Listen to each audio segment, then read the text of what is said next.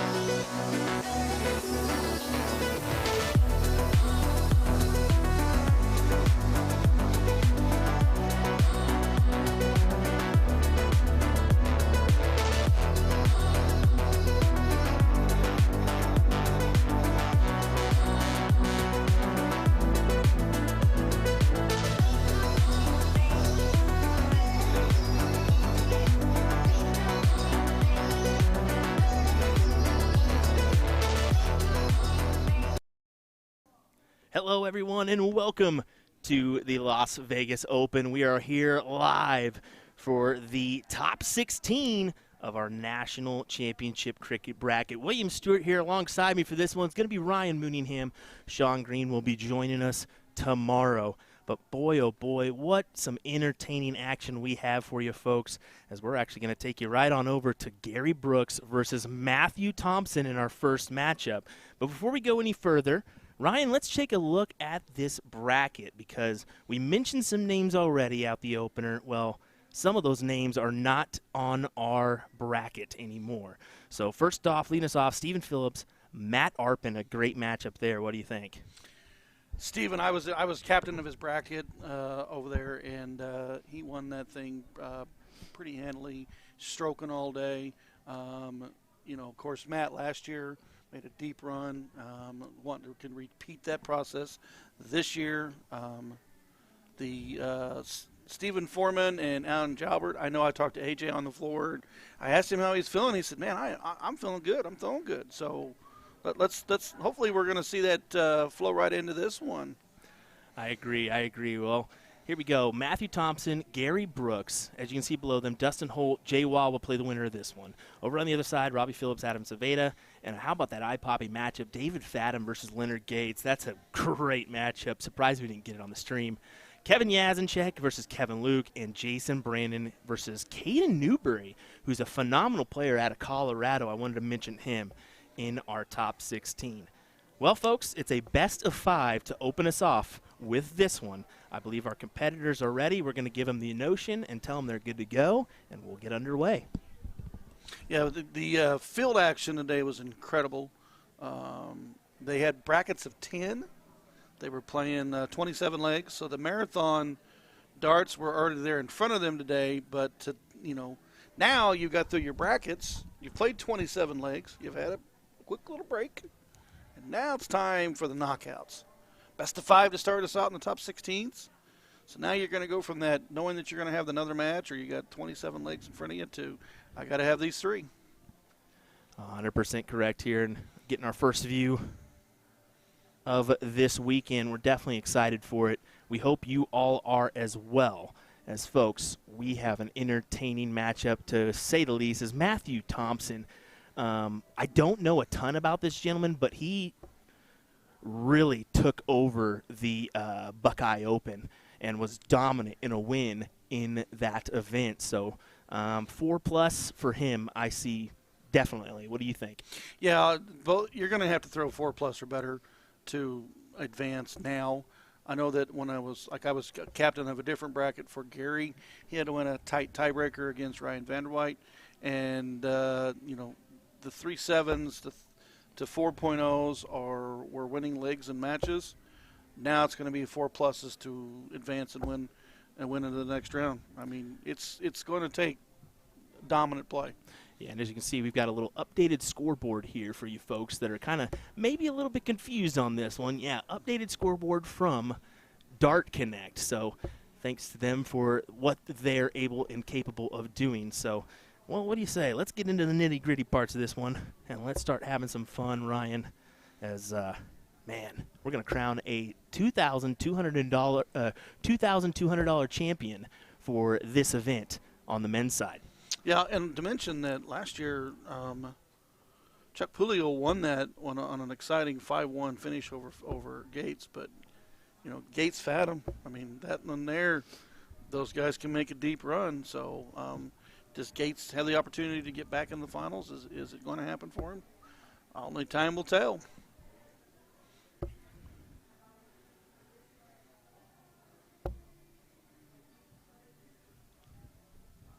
I guess my question is we haven't asked the field yet. Who do you got? You got Gary Brooks. You got Matt Thompson. Let us know. We love to read those comments and share and like our page so we so you know that your neighbors and your friends and family on your Facebook, you're watching darts and you want them to watch darts. Thompson attacking those 17s. Probably going to go for points here and missing outside. So Gary with an opportunity here potentially to take a shot at the 19s and close those out. He's definitely going to have at least 4 17s. He'll need to stay there. Gary, of course, out of Wyoming. Matthew, I'm going to go with the Ohio area, but I'm not 100% on that one. Do you know? I actually don't know. So if those folks that are joining us and start talking for us, let us know. I mean, we really want to know more about Mr. Matt Thompson. As it says Matthew, but I think he'll be okay if they call him Matt. Definitely. I think so.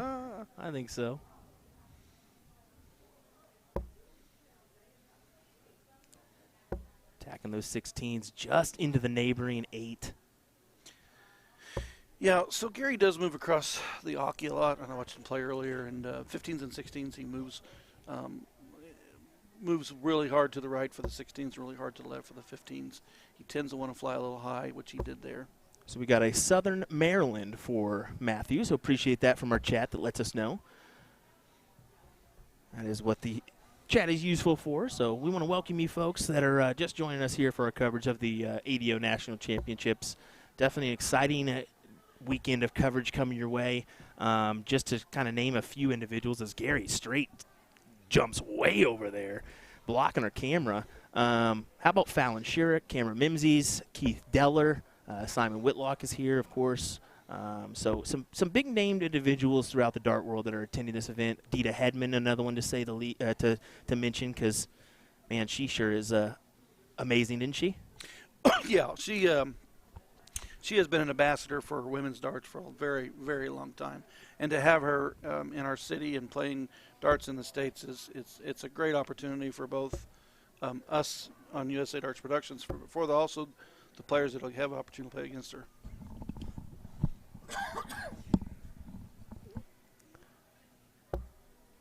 Matthew going downstairs, attacking those 19s, as he should.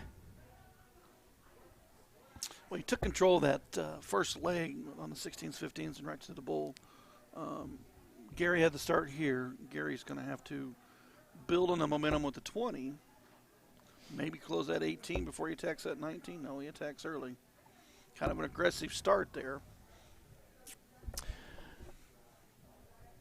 Leaves that 20 vulnerable with that missed shot.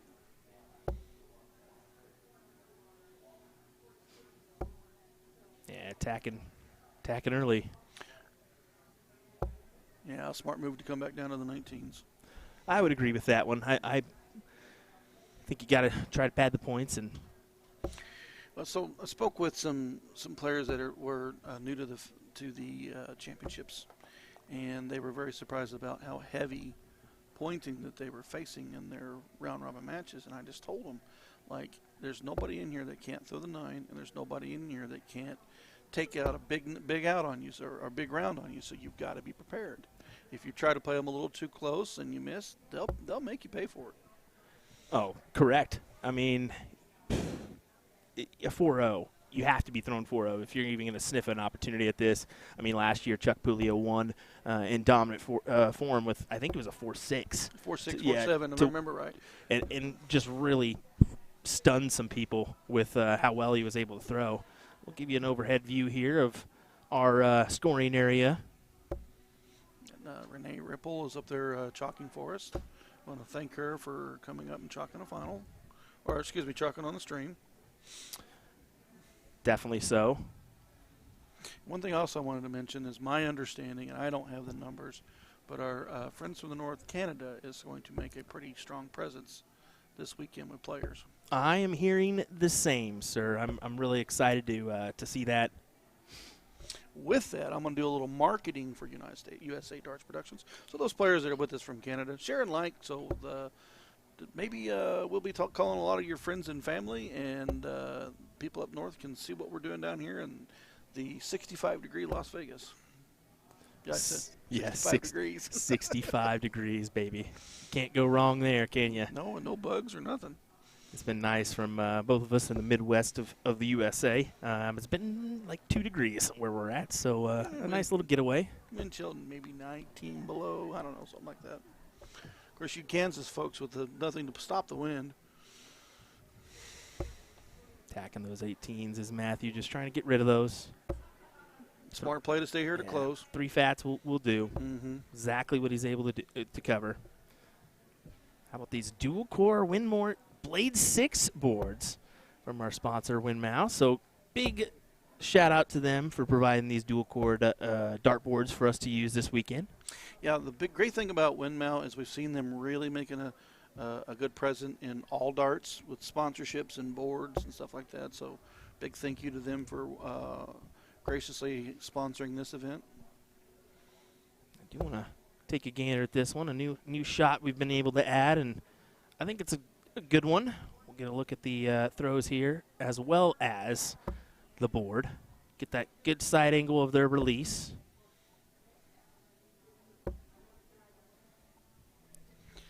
Still a little on the backside for Brooks. He is a player that doesn't give up. He stays steady Eddie to the end. I have seen him come back multiple times, so he may be a little bit down now, but he is not out. Not at all.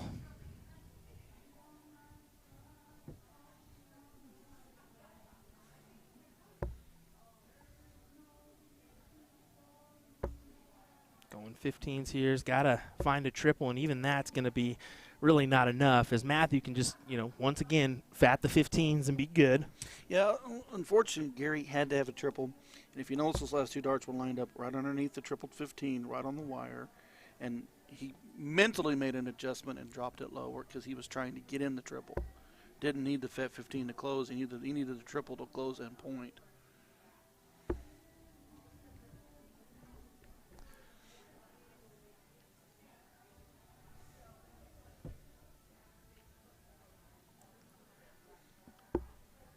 This is the first time we've used this new scoreboard, so I agree. I think it's a little bit small. I'm gonna bump that up here in just a second, so make it a little bit easier to view those averages currently. There was a question in the chat. Do they use the new boards for tournaments, or do they use for multiple tournaments? With the national championships here, they're always brand new boards to start the weekend from Windmill. That is one of the great things about having a board sponsor, is the equipment is brand spanking new. Brooks struggling to get going here in that second leg. Needs that bullseye. Grabs 2. Thompson just needs the 1.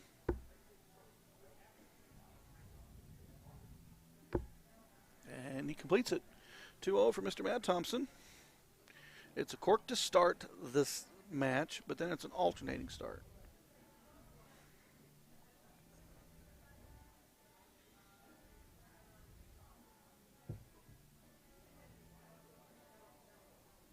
Unfortunately, sometimes you want to start, and in cricket you can really put a big start on the board and really get your opponent thinking.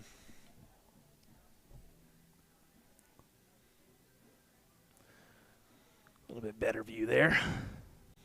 What a big shout out to the Tuscany for allowing us to once again have a nice. We can't speak highly enough of the Tuscany. I mean, unreal. Space in your rooms. I mean, you could fit 20 people in a room if you really wanted to. Let's be honest. I think the comment I've gotten from new players is that if you haven't been out here before, it's like, good Lord, I could have drove a truck in that room. You very well could. Nice little kitchenettes as well, and just the massive amount of space that we have for the dart hall alone, as well as just the ease to get some food. It's all just superb here.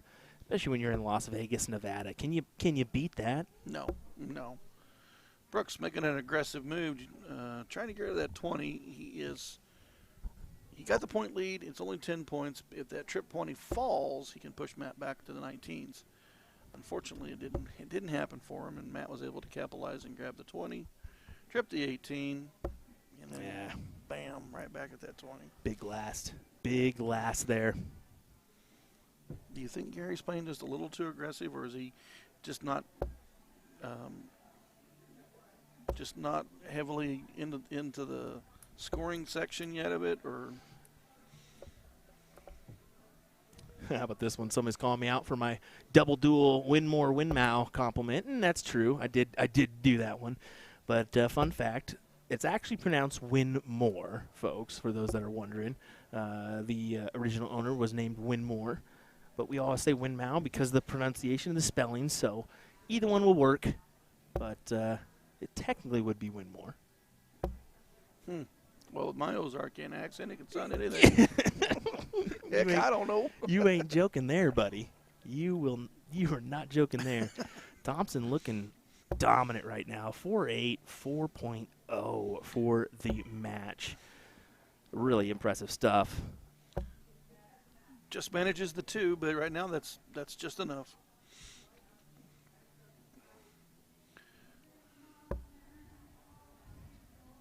Brooks trying to hammer down the 16s.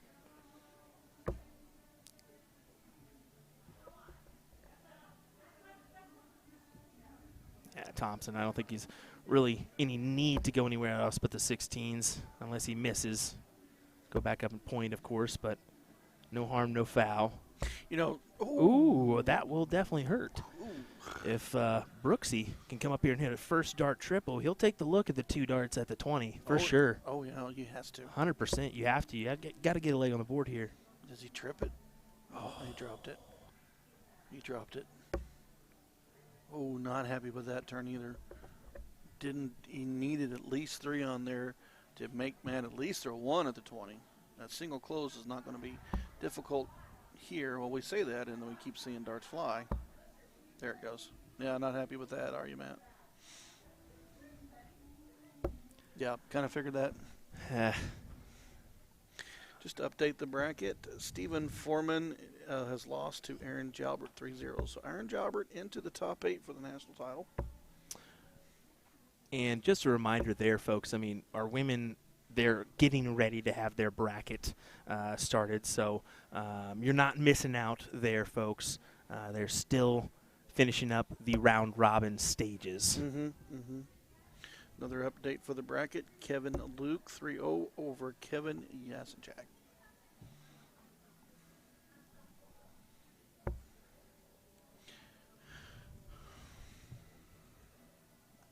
Capitalization time here for Brooks.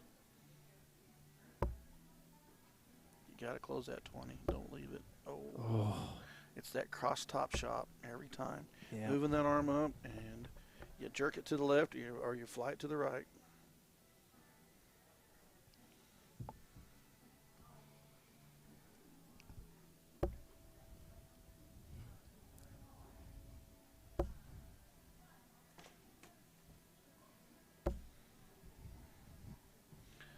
Playing strategic there. Manages 4 20s. And needs a triple and then some. Didn't like that second dart.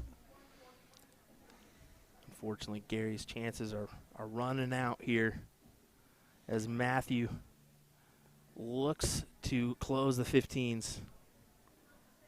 Steady Eddie right here. To the bull or 20? What do you think? Yeah, 20. I didn't doubt it at all. I mean, just pad the points a little bit, guarantee that you're going into the next round.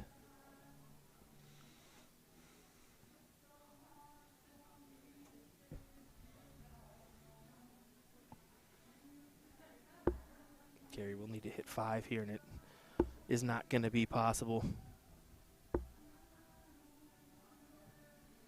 As you can see, the little chuckle there from Gary. Single bull, needs 2. Looking for the last, gets the last. Big darts from Matthew Thompson as he is into the next round, the top 8 here of this one. And Gary Brooks, unfortunately, will bid adieu, but he does get some good chunk of money as well, doesn't he? $140 for the top 16 finish. Also, Gary had to win a tiebreaker to get in the top 16. So, good job for Mr. Gary Brooks. And we will see Mr. Matthew Thompson move on. Just to kind of give you another update on the scoreboard, Matt Arpin has defeated Stephen Phillips 3-1. Jason Brandon has taken out Caden Newberry 3-1, and they have booked their tickets to the quarterfinals. Thank you for the update. We will keep an eye on some matches as we continue on, folks. Thanks for joining us. How about we learn how to play cricket for those that may be a little confused as to what they're watching? I know we're going to have a lot of international viewers this weekend, so we'll do that one, folks. Let's go split screen action real quick, and let's hear from Callie West on how to play cricket.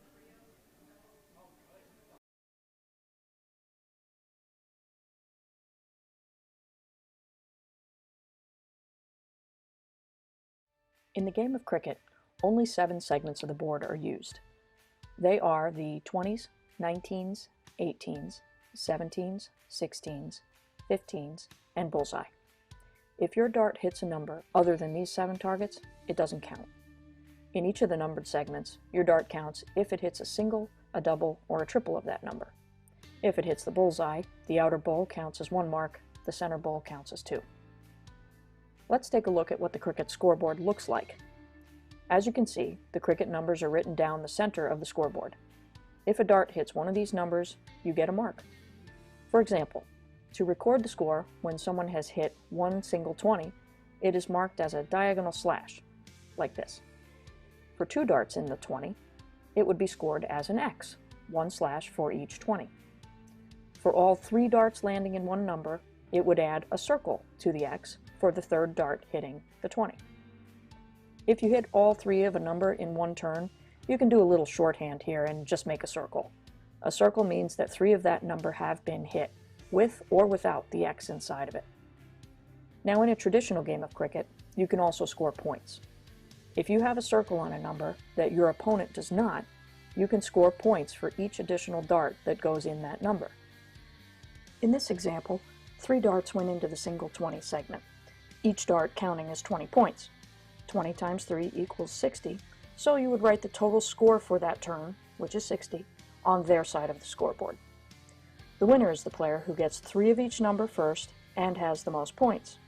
If no points are scored during the game, or the points are tied, then the player who gets 3 of each number first is the winner. We're introducing the classic standard Blade 6, the dual core version, same as the lineup from the Blade 5. However, Winmore's come out with an entirely new model called the triple core. So the triple core is essentially the dual core dartboard with an added 3rd layer of carbon fiber sisal in the back, creating literally the ultimate setup for durability. So not only are you paying for an even better longevity of the dartboard, but also enhanced graphics and functionality. All 3 dartboards have a hardened double bullseye and 25 segment to help with durability. So listen up, Americans, we need this because of our obsession with cricket. The most common problems we have with sisal dartboards is the bullseye segment wearing out or some issue with a wire. So let's just say we're not known for wearing out our doubles. All 3 dartboards come fitted with the 3 rotolock wheels to help stabilize the board to any wall surface. But the adjustable wheels make your life so much easier because they allow you to rotate your board super quick and easy. You just loosen them, rotate, then tighten them again, then of course fix your numbering.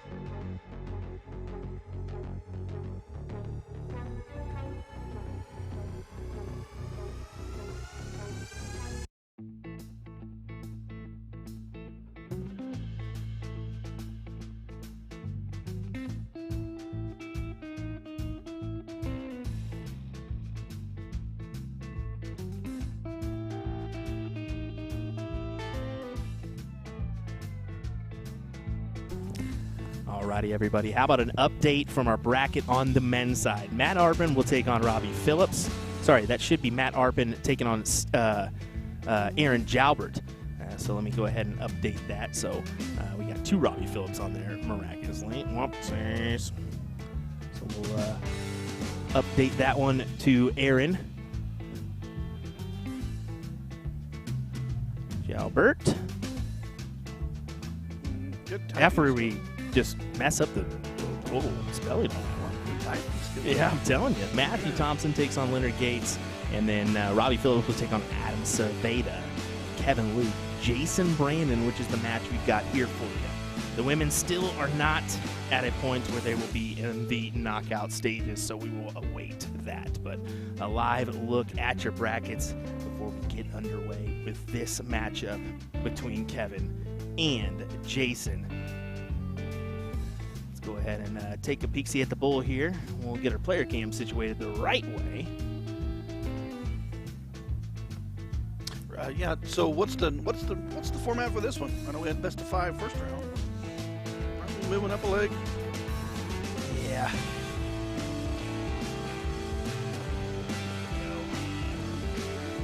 This is actually going to be a best of 5, and then our semifinals is where we're going to take the jump to best of 7. So you got to be a big racer here. You got to get your legs, 3 legs, move forward. Underway here with this one. Of course, Jason Brandon playing in the U.S. Masters last year. I was talking to him about that. He was talking about the crowd noise, where he could feel the energy coming off the back of his shoulders and the back of his head, and then he could feel the energy of the crowd coming off the stage wall. Definitely a different experience, and definitely wants to make sure he goes back again this year. Nice big turn right there out of Jason Brandon. Got rid of the 18s, got rid of that 20. FKL, just 2 on the 17s. Apologies for that music there. I'll be putting that into my queue so I can hear everything.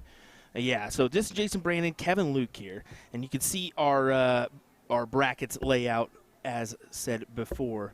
But here in this one, this first to 3, I think that this one has the possibility to go to a last leg decider. It all depends on the start, and because both these players can just, they can hit the trip 20 with the best of them. Hit the trip 20, they can 9 mark, so it's going to be about that start. I know we see JB taking off this first leg, and Kevin's laughing a little bit, but he's got plenty of time.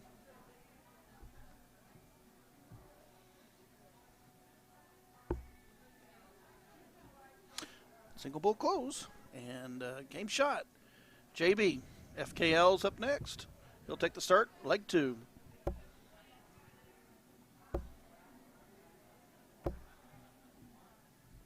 Nice big opener right there. And it's just 7 on the 20s.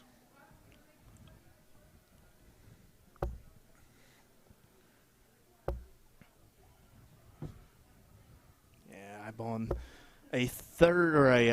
another triple, but unfortunately not going to be, as Kevin will attempt to just go ahead and close him out. Now we're right back up. Not happy with that second dart. Goes right back to the 20 for points. JB still needs quite a bit on the 19s. He'll probably stay down the entire turn now. One thing we like to do is to find out from our viewers, who do they got in this match? You got Kevin Luke from the state of Washington. You got Jason Brandon. I believe that man is from Tennessee. Cohen, Tennessee. I wanted to say Kentucky, but I didn't want to mad at me. You might get it for that one there, sir. How about 2 trip 18s? Looking to close the 20s. Not meant to be this time. Was he too aggressive there? Well, Kevin's been heavy on that 20. He was a little bit, but let's take a side view here. I enjoy this one. So we can take a look at Kevin's throw, although he's a lefty, which is brutal. Let's be honest. You said that, I didn't. Those dang lefties. No, I'm just kidding. We'll do the same for Jason. Pretty standard for him. Not a lot of movement. It was a good shot on the final on the 18s, and then went for the 20 for the close. Really has to push Kevin back, but Kevin responds. Boom! What a 9. Well, Counts as an 8, but still 3 triples on the board.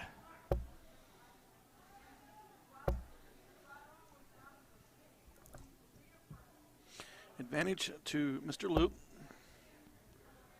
You notice he didn't even ponder at that 17 again. No, nope, not at all. And Jason's going to try to attack here. Jason needs that third dart to hit trip.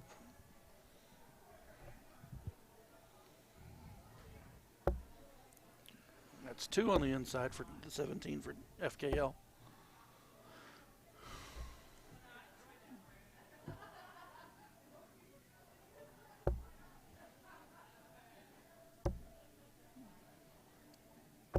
What a shot from Jason Brandon.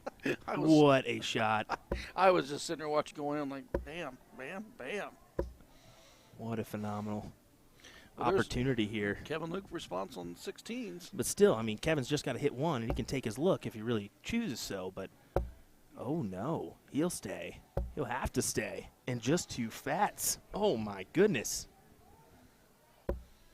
That's where cricket can come back and just irritate you.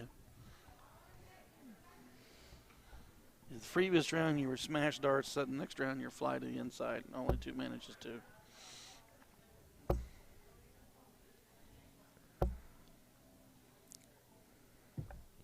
51 scored. Does get the point lead, but Kevin's definitely got the advantage here. Missed on that second dart. Oh, and that's the frustration of missing on that 17 and not straighten up and ready to throw that 16. And you can see he's thinking about it. It's like, come on, Kevin. He's thinking about it a little bit for sure because he knows outside looking in possibility of a 7 mark thrown by Jason Brandon there to take the advantage by 100-plus points.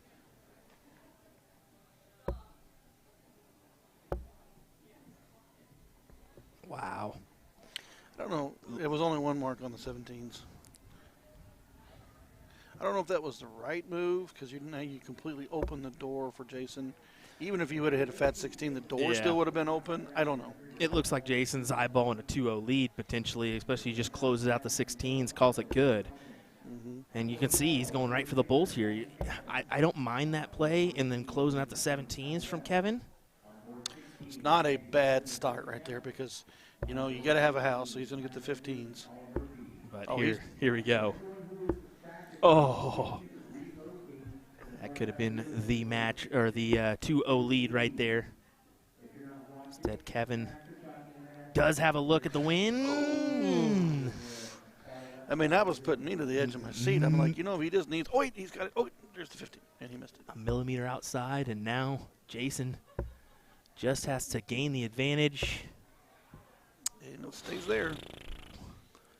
636, 596, 40-point lead for JB. What a real big.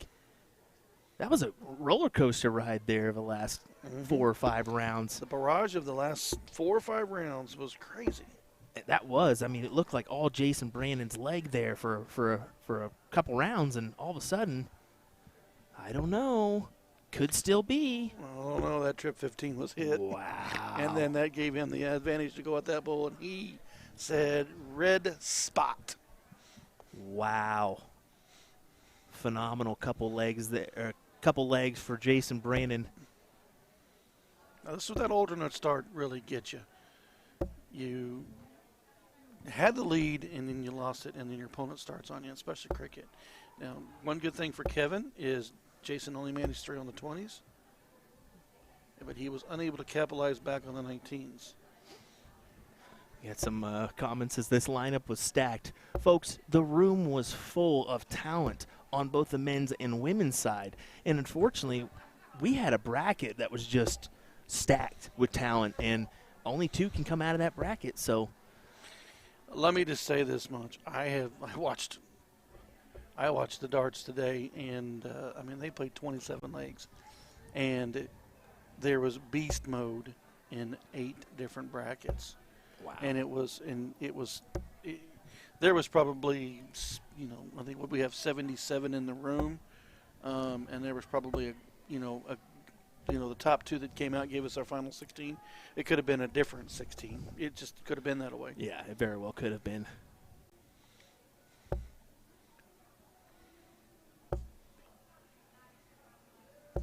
JP, yours is 17s, not definitely what I would have done, and I would have expelled the 3rd dart there to get rid of it.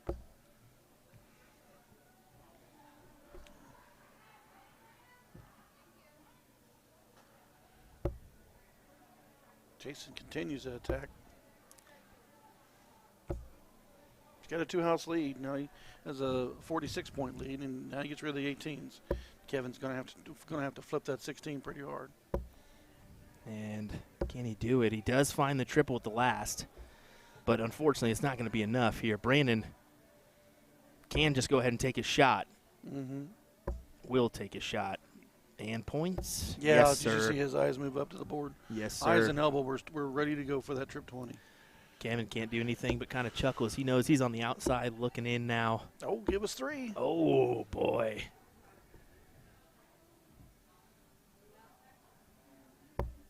Kevin Luke fans in the chat right now. Where's our JB fans? JB just puts 3 in.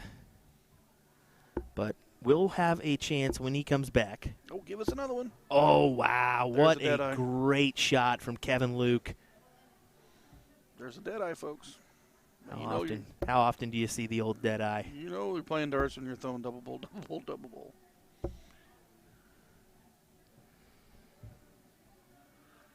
What a quick turn. There's the 17 gone. He's got to look for the win. Man, that dead eye turned the game quick. It really did. But here we go. Oh, does it manage that second dart to hit? Oh, wow. I have to say, still an opportunity, though, here for Jason. And now, not so much. 2 to close, and he gets the leg on the board. I think we do have that dead eye. Let me see if we do or not. How about 1, 2, and 3? What a shot from Kevin Luke. That dead eye turned right around and flipped that game. I mean, you're never out of it, folks. Kevin just proved he was not out of that leg.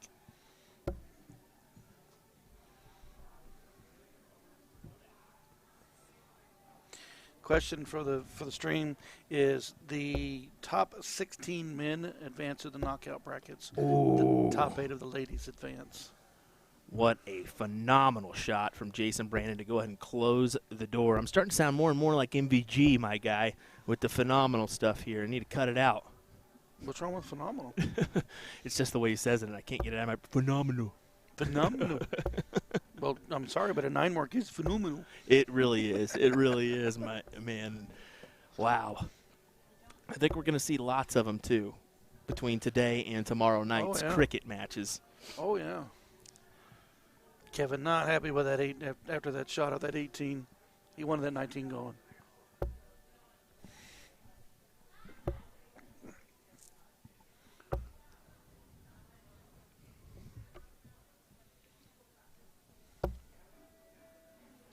Seventeens it is. Whoa. Oh. Not happy with that final release there. He knows that it's not going to take much for Jason to try to take a shot at these 17s. He'll do it here. Are you watching the same leg I am? These guys are just smashing 7 marks. I'm surprised Jason didn't take his opportunity with that last dart there. But I can tell you why. Because Kevin is just coming at him hard. He really is. But look at these averages. 5.8, 4.5 for the match for Jason. Jason knows better. And it's not like Kevin's far off. He's a 3-8 right now. I got rid of it that time, but the way Kevin's been playing this leg here, I don't know if that was safe. There we go. Oh, all over it. All over it. There's And a he big gives nine. us the come on.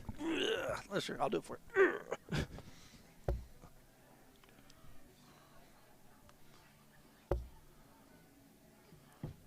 Brandon has got to find the uprights. Can't do it.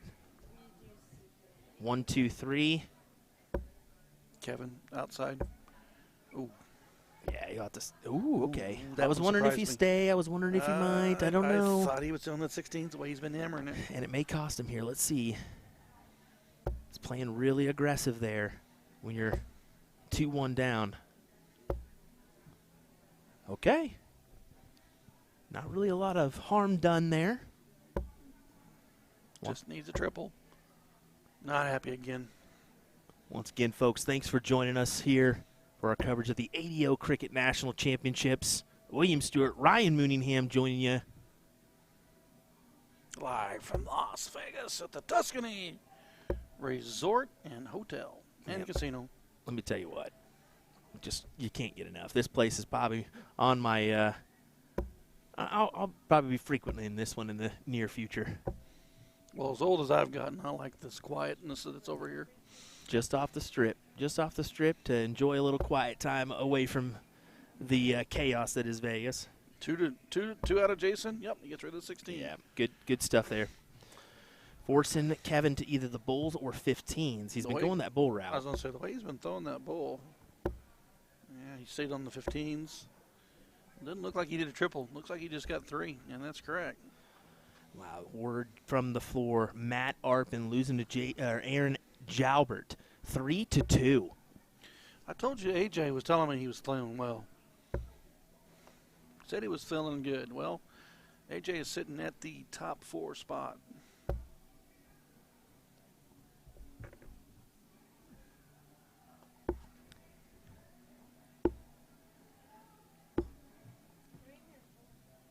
Just 2 for Kevin. 3 needed for Jason to take the win here. 3-1.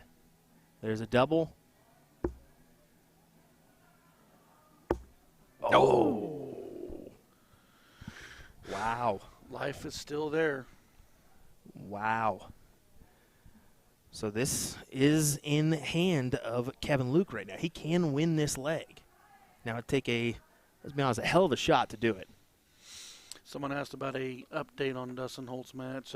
Jay Wall defeated Dustin Holt 3-2.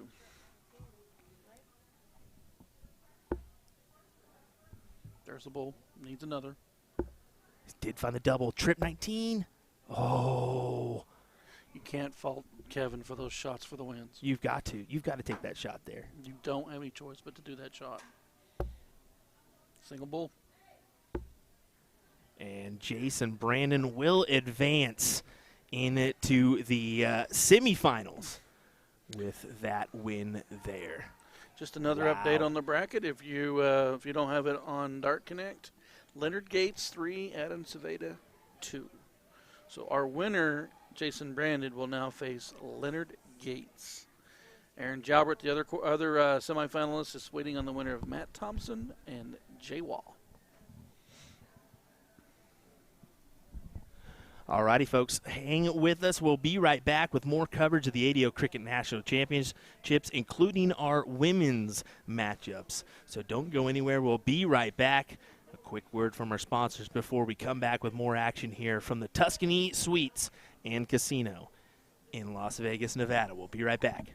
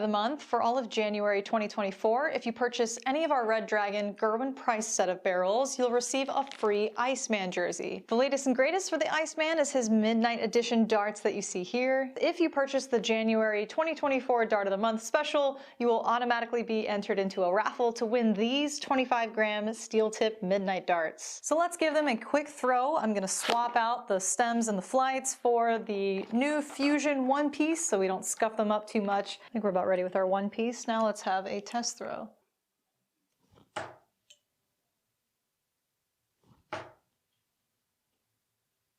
All right, let's go for a ride. A long straight barrel always gets the job done for me. We've got subtle ring cuts here all throughout the barrel, very nice. That's it for now, folks.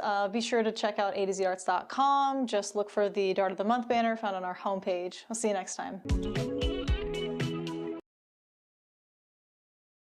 In the game of cricket, only 7 segments of the board are used. They are the 20s, 19s, 18s, 17s, 16s, 15s, and bullseye. If your dart hits a number other than these 7 targets, it doesn't count.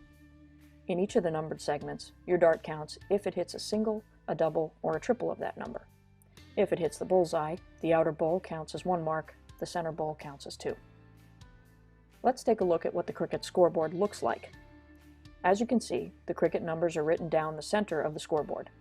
If a dart hits one of these numbers, you get a mark. For example, to record the score when someone has hit one single 20, it is marked as a diagonal slash, like this. For 2 darts in the 20, it would be scored as an X, 1 slash for each 20. For all 3 darts landing in one number, it would add a circle to the X for the 3rd dart hitting the 20. If you hit all 3 of a number in one turn, you can do a little shorthand here and just make a circle. A circle means that 3 of that number have been hit, with or without the X inside of it.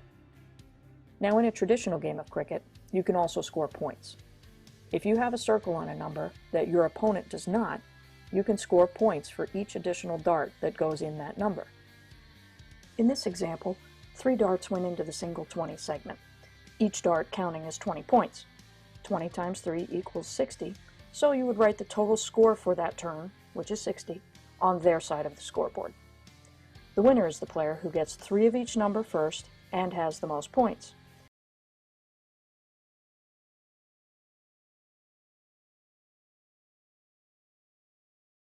Just a quick bracket update. Aaron Jalbert will take on Matthew Thompson. Leonard Gates will take on Jason Brandon in our semifinals, which will be a best out of 7 duel in this one. So how about, folks, we're going to have this match for you next, as it's going to be Aaron Jalbert taking on Matthew Thompson in this one. So bear with us, folks. We'll have this match here in just a moment's time as these guys warm up and get ready for our semifinal matchup. I'm going to go up to the tournament directors area and check in on our women's side of things as they round out their round-robin coverage, and we should have their matches coming our way here in just a moment's time. Thanks for joining us, folks.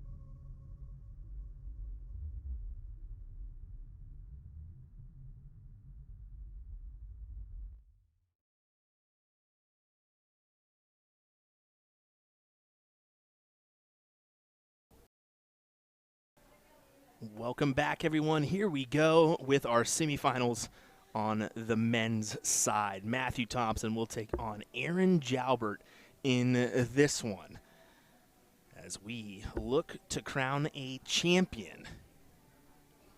What do you say here, Ryan?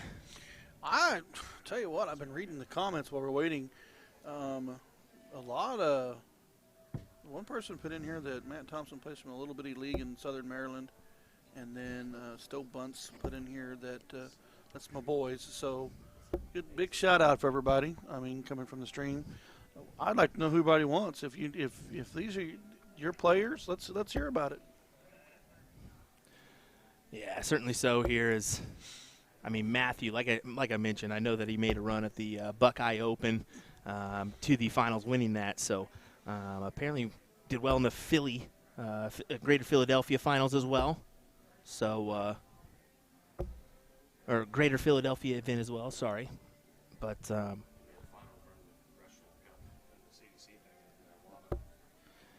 right, so final the Congressional Cup at WADA as well, so we're just hearing that.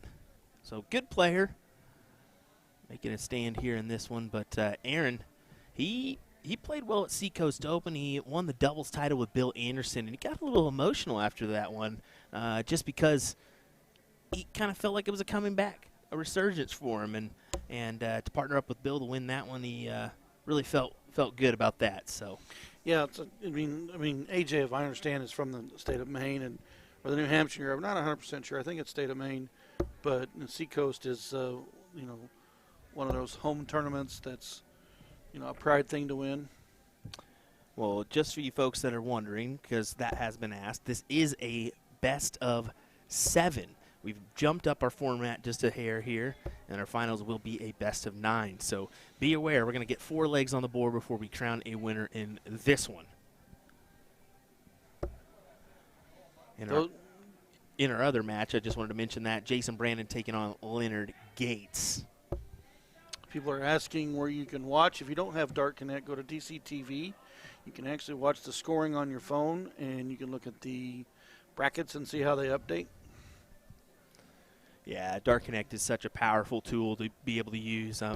It was really apparent when I heard Dimitri Vandenberg say about the U.S. Masters, yeah, I've been really keeping an eye on JT Davis. I saw him play on Dart Connect numerous times. He's a really good shot. I said, wow, you really pay attention to that stuff, huh? He goes, yeah, Dart Connect's amazing. That just speaks volumes right there when professional players are looking at things overseas. Well, the thing about it with Dart Connect is, this was said a few years ago, the ability to watch a match, whether it be your spouse or your friend or your child or whoever, even though you don't see the actual physical television or the actual physical video of it, but you still can watch that match. Opened up all tournaments floor play, opened up all tournaments or all professional tours floor play, so you can follow your favorite player through the bracket and see how they played. See here, going down to the 17s.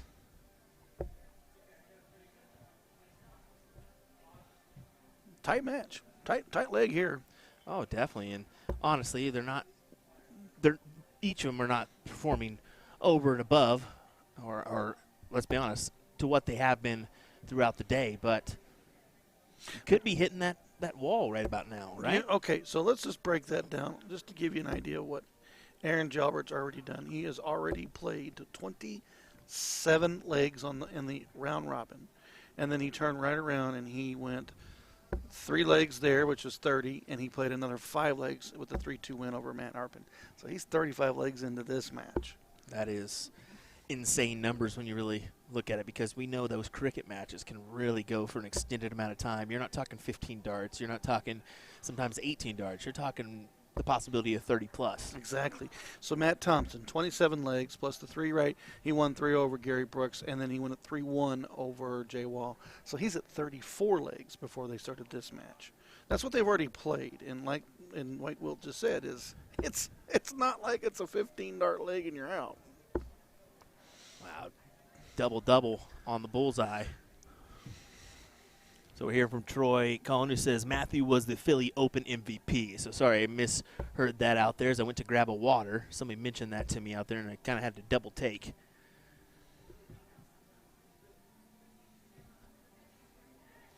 Well, let's hear Matthew Thompson's fans. Let's hear Aaron Jalbert fans. Let's hear you guys give them shout-outs, because they're sitting in the semifinals of the national championship for cricket. Let me repeat that. The semifinals of the national championships for cricket. Our women's bracket has started. Andrea Taylor beats Casey Scantlin in the first round to be into the semifinals. Liz Tynan is taking on Callie West right now, and that's a match to mark down. Sandy Hudson taking on Tiffany Kemp, and Tanya Binchik taking on Paula Murphy, a 6-time cricket champion, folks. Did you say 6 times? 6-time cricket ADO national champion Paula Murphy. Oh, and by the way, she's got a few 501s as well. Let's just count them up. 1, 2, 3 501 titles as well. If you're interested on that one, Stacy Bromberg with 13. How about that? A number that probably will not be beat ever. Nah, probably not. 13 ADO cricket national titles. Wow. Speaking of titles, neither one of these two have claimed a title here, and they are both playing their hearts out, trying to get this first leg, which Aaron does do that to get there. Yeah, first leg on the board. Jay Wall stopping in the booth just to say hello there. Had a good run today. I was his bracket captain, and he won his bracket. I just walked up to him. It was him and Rob Phillips that came out to it. And he goes, "How'd I do?" And I go, "I think you got through." He's like, "All right." He says, "I felt like I did." And he did. He played well.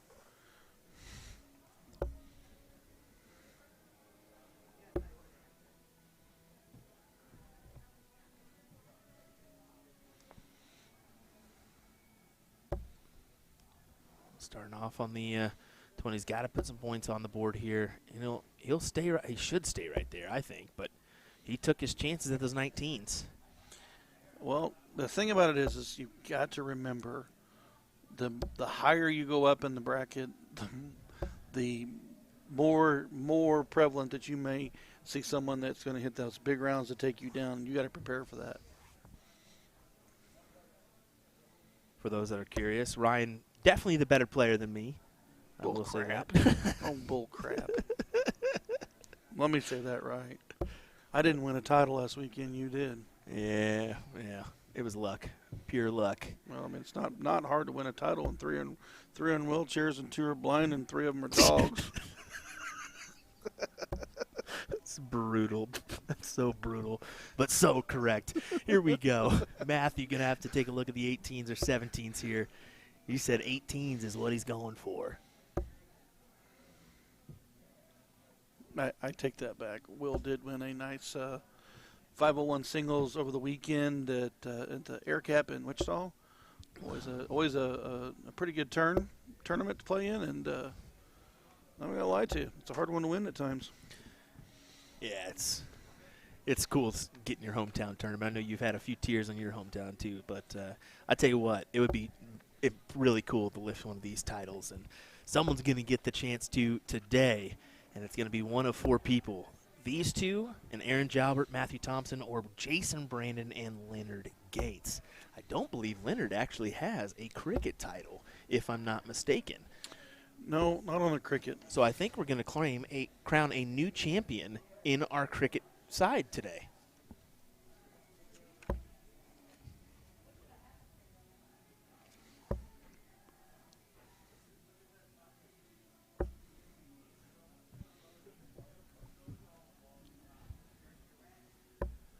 Travis Mills said the only reason you won is because he was throwing nails.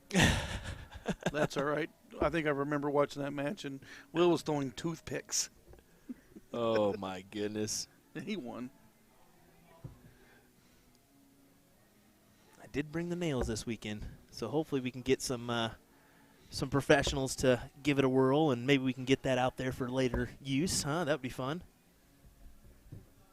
All right, back to this match, though. This is kind of in position for Aaron to take a 2-0 lead here.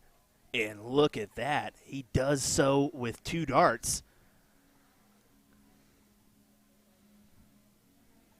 Break a throw and the start. It's not as prevalent because you can get back in the game pretty quickly on the bottom side of cricket, but it also, that start of cricket is huge because you can really punish them 20s on your opponent.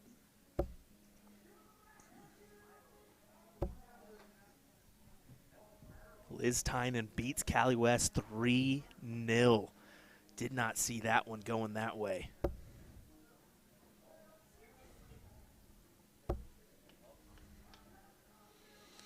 We have a question in the chat. Do you have to qualify to play in this, or can you turn up and play from Australia to play? And your nationals, you have to play in your states. We do qualifiers. You can do a buy-in. It's getting a little bit over the years. It used to be only the top 16 could buy in from the points rankings, and you had to qualify in. We've really grown the game and the player base that, you know, the rankings and stuff like that get you in, plus the opportunity to buy in. Yeah, they've added that buy-in perspective now. $200 on site can get you into the mix for a possibility at $2,200 is always nice. The most we've had in a little while here, 77 men, 37 women. Impressive numbers here for our cricket. It'll just get better tomorrow, folks. 501, we usually get a little bit more numbers, so right now, Matthew, though, has got to find a good chunk on these 17s. Aaron Jalbert, like I said, I talked to him earlier, and he said, I am feeling good today. Well, you got a 2-0 lead, sir. We are definitely seeing it.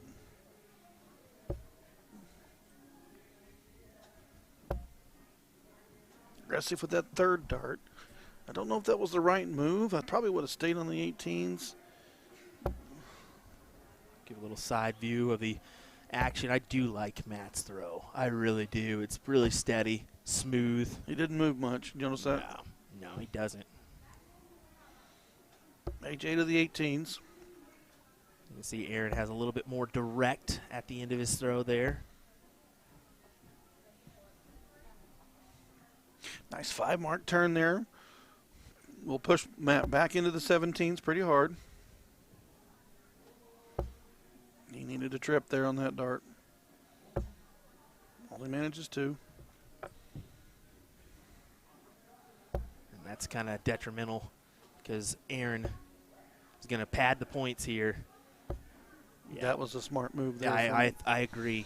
He's looking to try to go 3-0 up and not mess around with this. No, because we've seen what a dynamic run back that Kevin Luke made against a JB. Dax Amana joining us from New York. I got to tell you, some useful blogs he has been creating, folks. Go check that out at a2zdarts.com in the blog section. Read yourself up some material that can help you get better at the game of darts.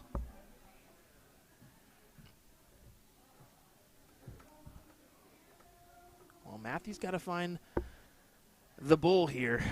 You know, how often do you see players skip the 15 house to go to the bull early?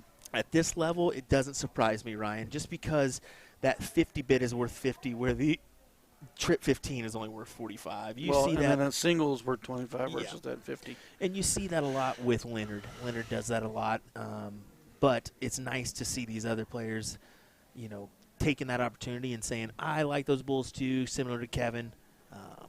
Yeah.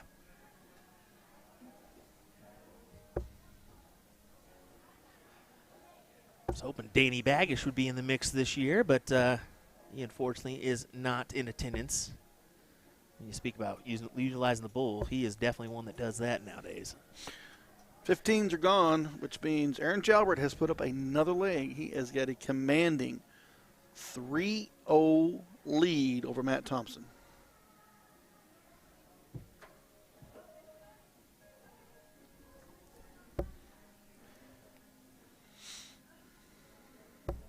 See if he can try to fill up the segment here.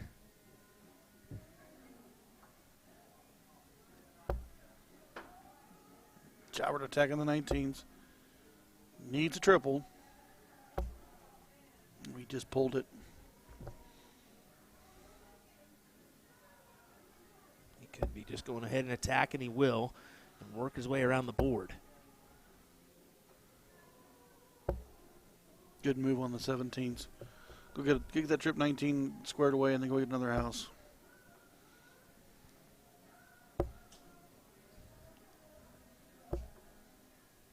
Not having the leg he wants right now, Aaron, but he does have a 3-0 leg lead with the first to 4.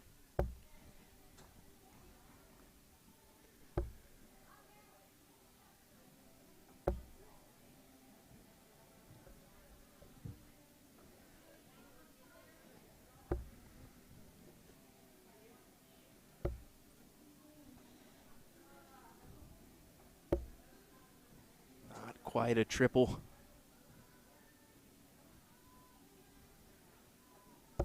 Matthew looking promising to try to gather this leg and put one on the board. That's always nice. Just start with one and try to work your way from there. You know you're in a hole. Yeah, that's what you do. When you play this game long enough, you don't want to look at that scoreboard. You want to, one dart, one turn, one turn, one leg, 2 legs, and build from there. Over close to 800 viewers joining us for our coverage of this one. Is that a few? Just a little bit. We appreciate you joining us, folks. Not bad. Let your friends know that we're live here. Actually, we appreciate everybody that's tuning in. Give that like and share. Let everybody know that USA Darts Productions is live in Las Vegas for a national cricket title. Yeah, definitely want to tune in this weekend, as you never know who's going to grace our presence on the stream. I know that rumor has it Jules Van Noggen and Simon Whitlock have gotten the okay to be on the stream live, so we will not have to stop their matches and record, according to Jules. So that is an upside. Now, granted, they can't play in the WDF events, but that's just a mentionable. But we also have some female talent in the room. Fallon Sherrick, we saw her last night. Her and her better half, Cameron Menzies. Yep, who played in the World Championships this year, as Matthew puts one on the board. And what he's going to say, finally, honestly. Let's see, Dita Hedman's going to be joining us. I believe she came in today. So, yeah, some big-named individuals here this weekend for this one. To spice it up having those players, this is what you guys get to look forward to. You get to look forward to a 501 National Championship tomorrow with a singles cricket, and anybody can enter that singles cricket. Then we're going to have the doubles and triples events. We're also going to have a gold WDF 501 men's and women's singles, and then Sunday a silver WDF men's and women's 501 singles. Big 9-mark opener for Aaron to start off this leg. And yeah, the gold event, silver event, that's massive for WDF points. And it's a 2-year order merit, so you can really put yourself in a good position to possibly go to Lakeside. And if you win the gold event, you're automatically booked to the Lakeside World Championships. So that alone is worth being here. And we mentioned those who we know. We don't know who else who's coming in from Germany. We don't know who's coming in from Japan. We don't know until they're here. We did see former world champion Keith Deller on the Start Connect check-in list, so there's another one. Yeah, who knows? Who knows? Definitely going to be a fun weekend, though. Matt Thompson trying to get this leg. Trip 18. Needs another one. Take a closer look there. Only a 5 mark there. It looked like it could have possibly been more. Trying to see if we got a women's update on our bracket. We do. So we're into the semifinals with Andrea Taylor. She'll be taking on Liz Tynan, who did best Cali West 3-0.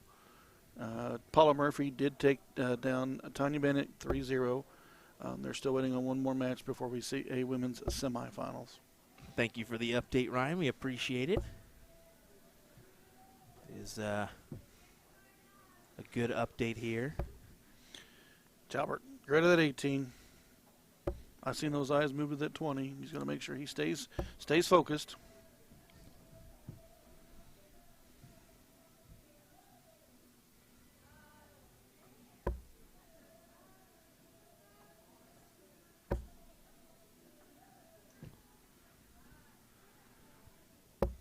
Oh, 7 mark on the 16s. That'll be okay.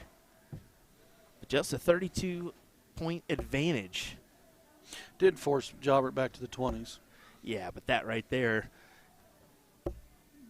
I think he could have taken a look there, but he makes a smart move. He makes a smart move. That's a smart move because Matt just has been smashing that 16. Yeah, and that's why I would possibly have the chance of playing aggressive, just because you have that 3-1 advantage. Try to take a shot at it, but yeah, I mean, no harm, no foul going up top and staying there. As he's once again out in front here. Now we'll take a look. Ooh. Nice big 7 mark. Trip 20, fat 16. Matt's still hammering that triple.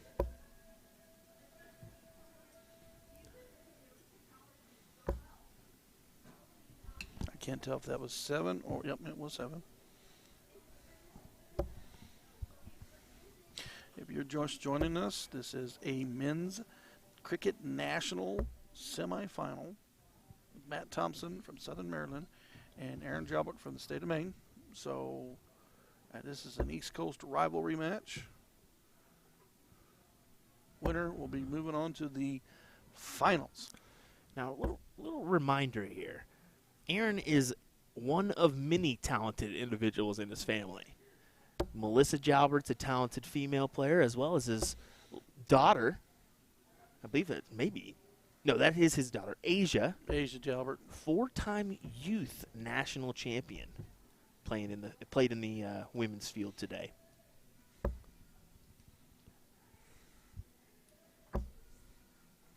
I think they know how to throw a dart. Just a little bit, huh? Yeah, Just a little bit. That's probably why they're in the top 4 of this ADO Cricket National Champion. 7 times, says Melissa. Question. What?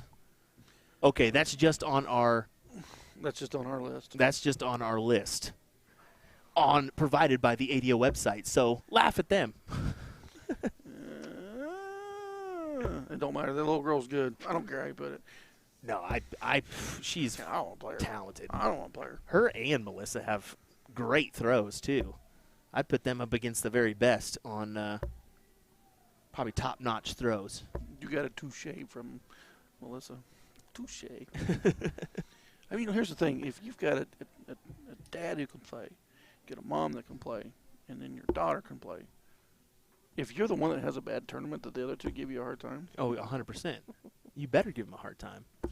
Well, right now, Jalbert's looking at a finals berth. 3 bowls and the points will do it. Smart for the third dart. Didn't hit, but it was a smart turn.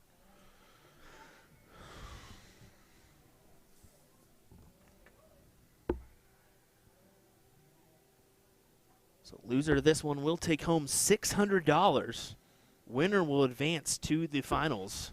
$1,100 for second, $2,200 for first. Single bullseye right there. Looks like a second single bullseye. Does Aaron have the third?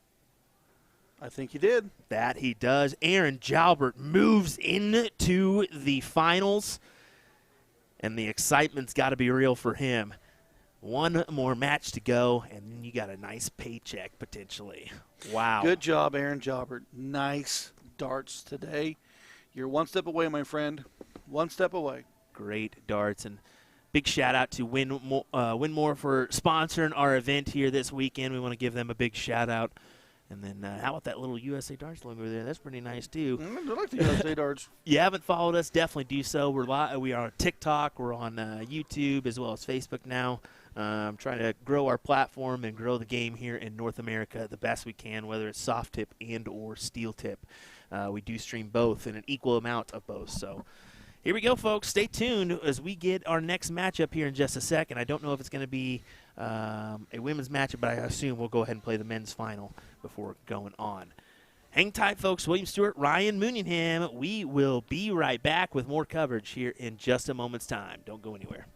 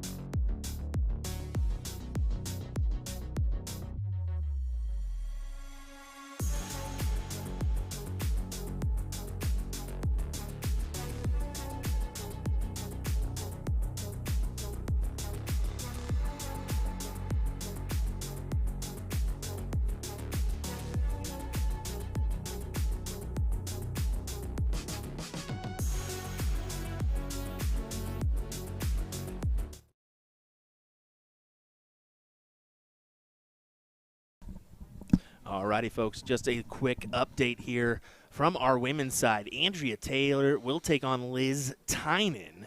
And then how about this? It's going to be Sandy Hudson taking on Paula Murphy in the next Sandy Hudson taking on Paula Murphy. How about for the men's side? Let's go ahead and take a look at that one as we've kind of worked our way into the finals. And it's going to actually be, we need to update this. And how about this one, folks? You're going to find out who is going to be playing in this one as we type. Aaron Jalbert will be, of course, in the finals as he played well to do so. And then how about a gentleman by the name of Leonard Gates is going to be his competition. So that'll be our final for the men. That'll be up next here on USA Darts. As they get warmed up and ready to go, we will bring you that coverage here in just a second before having our women's finals right after that. Don't go far, folks. We'll be right back. Share this around. Get the word out. We'll be right back.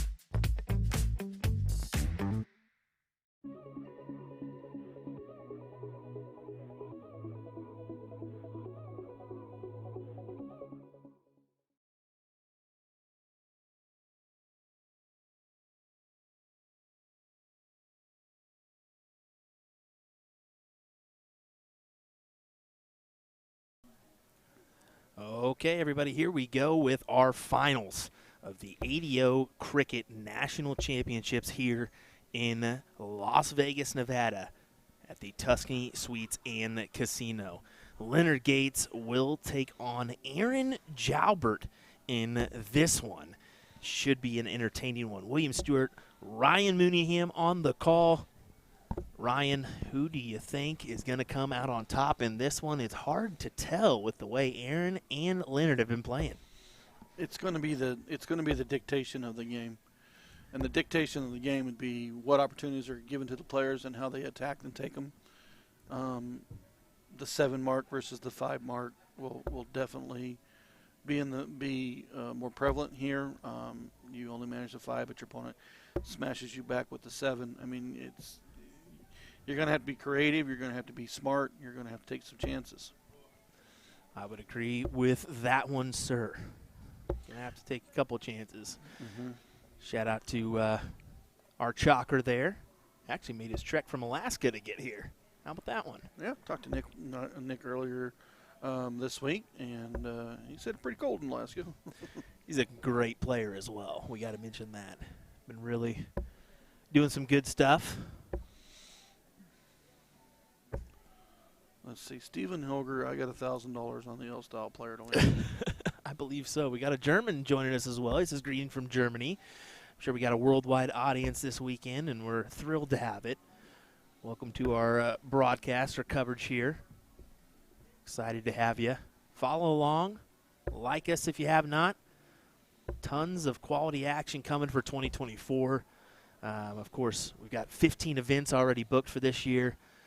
Some ones that we've streamed in the past, some new ones as well. So, of course, the Las Vegas Open this year has been a very exciting one to build up to.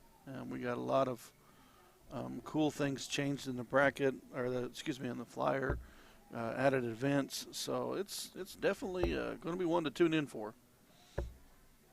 I think that is going to be a trip 15. So 7 mark there for Gates. He does take the subtle advantage, but that's going to be a tough dart to work around, I think. Yeah. Proves to be true as he goes downstairs with the next 2. Nice 6 on the nice 6 on the 17s. Gates is smashing on the 15 again. Just a reminder, Leonard Gates was in the final last year, losing to Chuck Pulio, who put on a dominant performance. I believe it was a 4-6, 4-7 to be exact, and really just putting on a display. So Leonard looking for a little revenge here in this one, potentially. Aaron, I'm not going to be shy in saying it. If he does pull off this, I think we may see a tear fall. Tear fall? I think I'd be more than a tear fall. I'd be on my knees, man. I wouldn't know what I would do.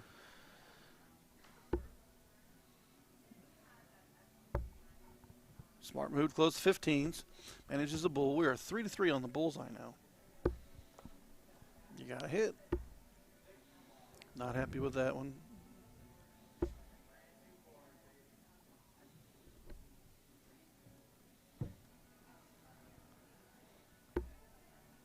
Bulls it is. Got to hit the another one. Does get it to win the leg. 1-0 in favor of Aaron Jalbert. Reminder, best of 9 in this one. This is a race to 5-leg format, so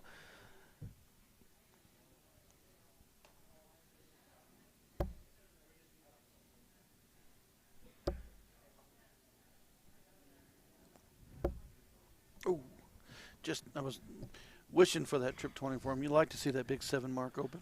yeah, he certainly would have. Gates on the attack. Wants to go 20.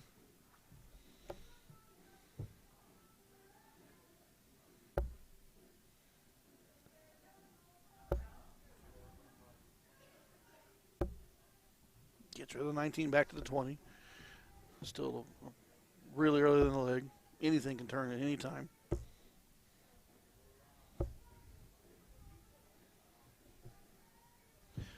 Five on the turn for Gates.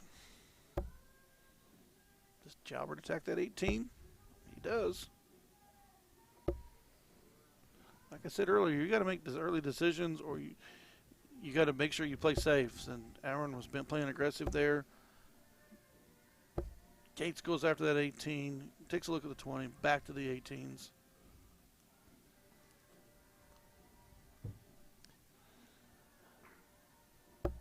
Jalbert, all eyes on the 20s here. I don't see him going anywhere else. He's got to hit the triple. He does find it, but still a 3-point advantage for Gates. Gates will get rid of that 20. Yeah, 100% he will. Not happy with the first dart. He had to expend 3 to get rid of it. Hey, ideally would have loved to have had a dart to point there, but it's all right. Ready the 18? Oh, it's that jump shot. It's kind of like a jump shot. You know, it's like you pull up from that 17s and you throw to that segment of the 18s. It's how many times have you sailed to the 1? How many times have you pulled to the 4?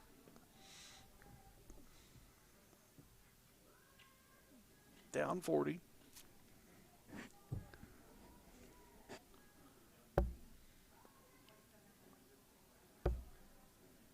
Does he go after the 18? Sure does. It does commit Soldier to the 17s, but he'll start with the 16s. He wants a house first. I don't know. I don't know if you would have 40-point lead. You close out 17, even if you expel 3 or you hit the 16s. The smart play is to get the house, and hopefully you can trip it. And Aaron has responded.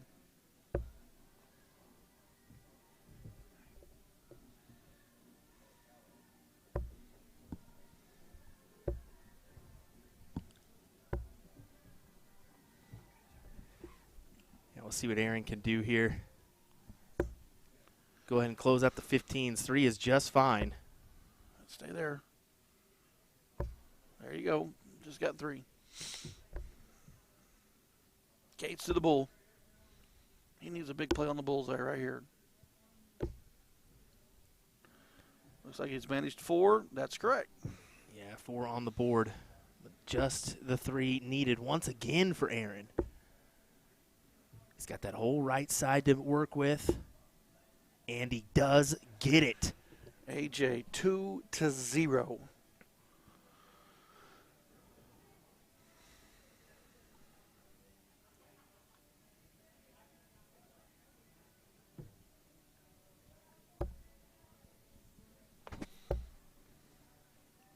And look at that from Gates, going for that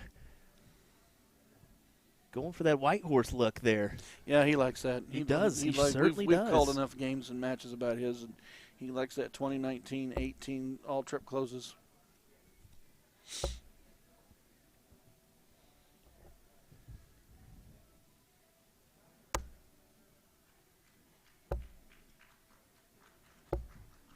Well, we got a match winner over there. I think we definitely did. It sounds like it. Is. So we get some clapping in the background. What we assume is for a ladies matchup. Yeah, I'm assuming it's. I don't have it updated on the bracket yet. Back to this match. 2-0, Aaron Jalbert. Gates in control of this next leg here. Needs this leg to get back in the match. It's 1st to 5, so there's plenty of time. So that was a Liz Tynan 3-0 over Andrea Taylor, and she is now sitting in the finals. Wow. Waiting on the winner of Sandy Hudson or Paula Murphy. That's just I did not see that one going that way. Andrea Taylor's really been playing well, and well, Liz is just besting her here, so she's looking for what I believe is going to be her first national title. I did talk to Julie Wieger, who's a former national champion here, and I asked her how her day went, and she told me, and she says, I've been watching Liz. Liz has been playing well all day. Well, Liz is now sitting in the finals, so thanks for that information, Jules. And just like that, Gates closes it down. It's 2-1.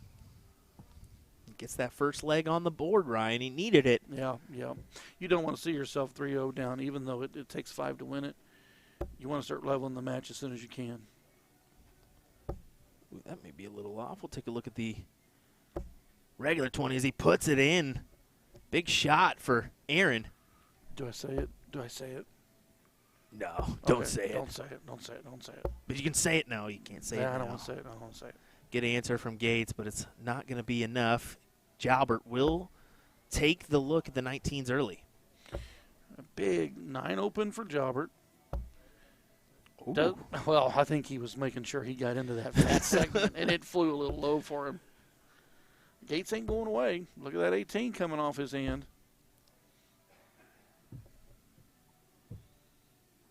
Someone said it for me.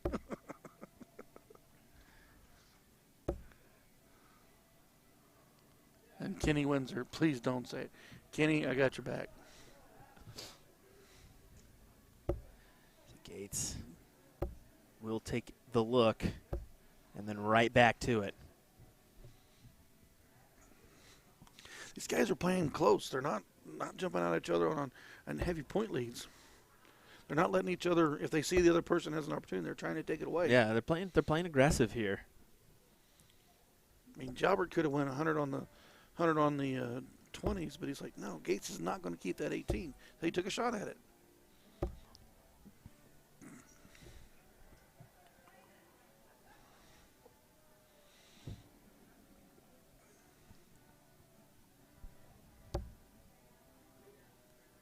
Needs a triple here. Oh, didn't get it. Can stay right there. Find it? No, he will not. I think these 20s are going to go here. I'd say the 20s are gone. Yep. First dart. Oh, and Gates knows he's got to hit. And he doesn't. What a big miss from Leonard Gates. Wow. Oh, wow. Is right. Oh, Aaron. That can be costly in. Oh, no. Well, Aaron. You got to go after it. You got to go after it. Double. I figured he make that double move there. Aaron actually fancies that double 18. It's just not a player to want to leave the house open with. That is exactly it. Yeah, it's difficult to do that. It's like, man, I cannot leave him. I think he's going to get away with it though here. He did get away with it. Single 17 to the 18. Get rid of the 18. Yep. Goodbye. Big dart for him.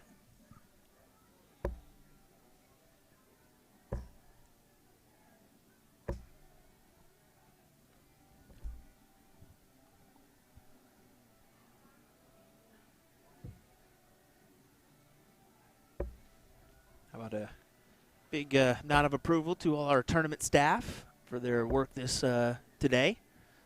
Definitely isn't easy. I know, Ryan, you were a part of that crew too, so thank you for running some of those boards for a bracket. So, yeah, there's a lot more goes into nationals, and we got the entire board here.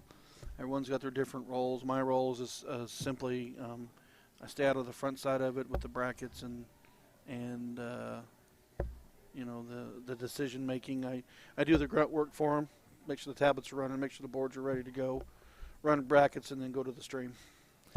Gates opportunity here. Gonna go 1, 2, 3.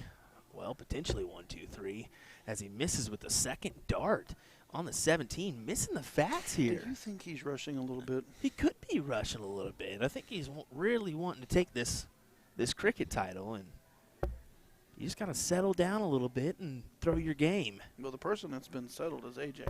Oh, he's 100% been settled. He's smooth criminal right now, a.k.a. like the likes of Paula Murphy.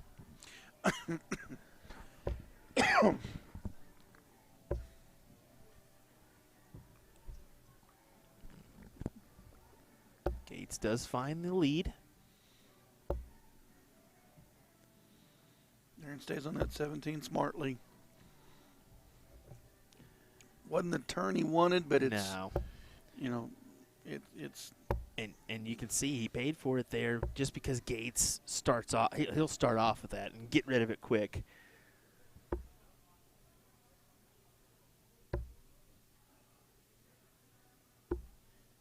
I believe that is a double. Wish I would have switched to it real quick on the cutaway, but.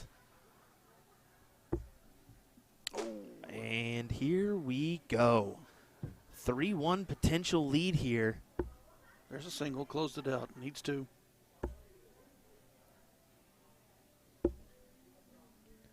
And I think that is enough to win. I believe it is, Ryan, as we kind of did our switch there to that one. Let's see if we can get that other view there. Do you have a second camera potentially for those block shots? And starting off well, 7 mark for Gates.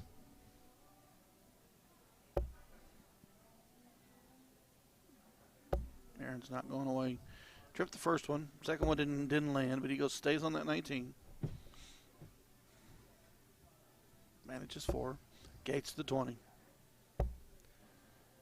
See Brenda Roush, Dustin Story back there getting our trophies ready for our winners. They're going to crown a champion.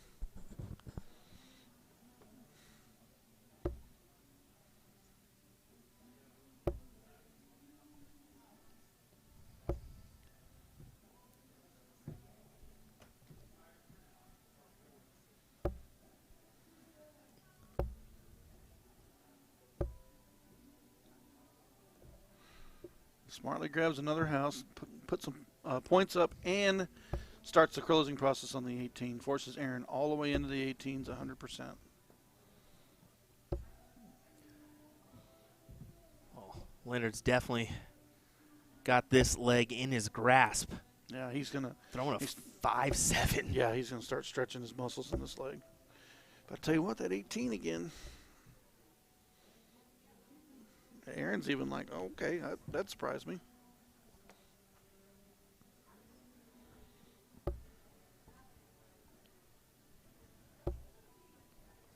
Do you stay there? Yeah. Yeah, you got to stay there. Try to get the 7 mark. It's not a 7. It's 8-5. So not quite the advantage he was looking for as Gates. Yeah. That sure looked like a triple there, but it was just outside at that first I was going to dart. say that third dart was a trip 20, though. I could see that clear as bail.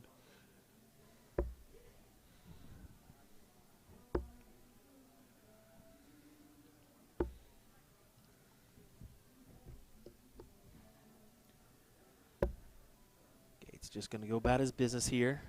Close out the 16s. I can't tell. Didn't think so. Yeah, just a little bit. No, that's a little bit rocky there, and got a little wobbly floor action.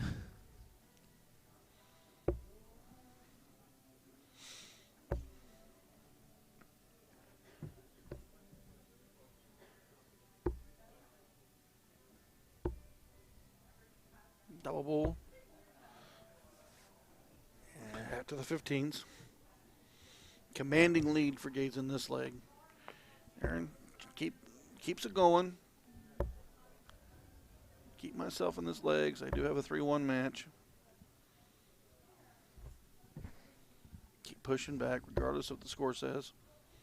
Well, 3-1 just turned into 3-2 here after a 4.4 from Leonard in that leg.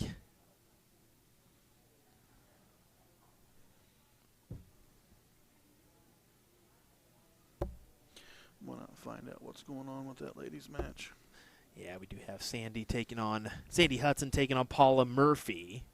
Paula Murphy is right now currently up 2-0. Paula throwing 3.57, Sandy throwing 2.87. That really doesn't surprise me there. Paula, it looks like Paula has just closed out that leg with a 3-0 finish. So when they update the bracket, we should have our women's final next. Yes, looking forward. I believe that's going to be a best of 7 for that final as Leonard lays in a 9. He's sure coming on strong these last couple legs, really starting to work his rhythm into a groove here. He's catching his rhythm like he should.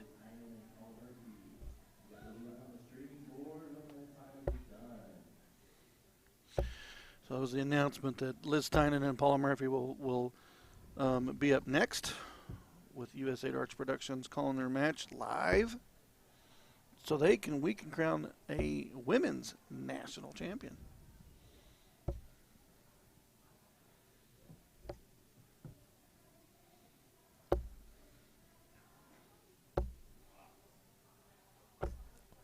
Gates pushing back, only manages one. There's a big spot right here for AJ. Yeah, he could potentially capitalize and take out the 19s. Does he stay there? Yes, he does. And he gets it. Big That's mark. Aggressive shot there, but that was a good mark.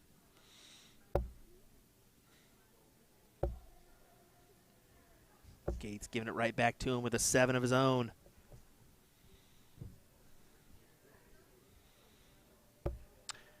.5.2 this leg for Mr. Aaron Jalbert. 5.6 for Mr. Leonard Gates.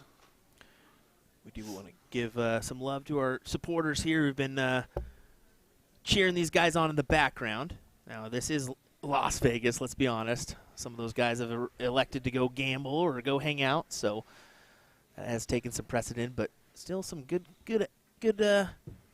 members tagging along and enjoying the finals of both our men's and women's ADO Cricket National. Oh, Aaron. Needed the turn on that 18. Now he leaves the door wide open for Gates. And he's going to take the opportunity, close him out quickly. Grabs that trip 17 to go with it to add to the point battle. Pushes AJ into the 16s and 15s and bulls. 2 big hits. He's got to stay. I have seen players in the past trip 50 go for the trip 15 right after it, challenge it because they want both houses. Gates does exactly that. Points with the 17, trips that 15, goes after that 16. AJ back a little bit on his heels, got to load up that 16. You can see that subtle head nod he was given there. Kind of upset at himself that he's kind of let Leonard back into this match. But you really can't think about that much because now you're in a big match here now. This is tied up 3-3. This is now turned into a best-of-3 battle. All day, all the darts they played, all the legs that they've thrown, and we're down to best 2 out of 3.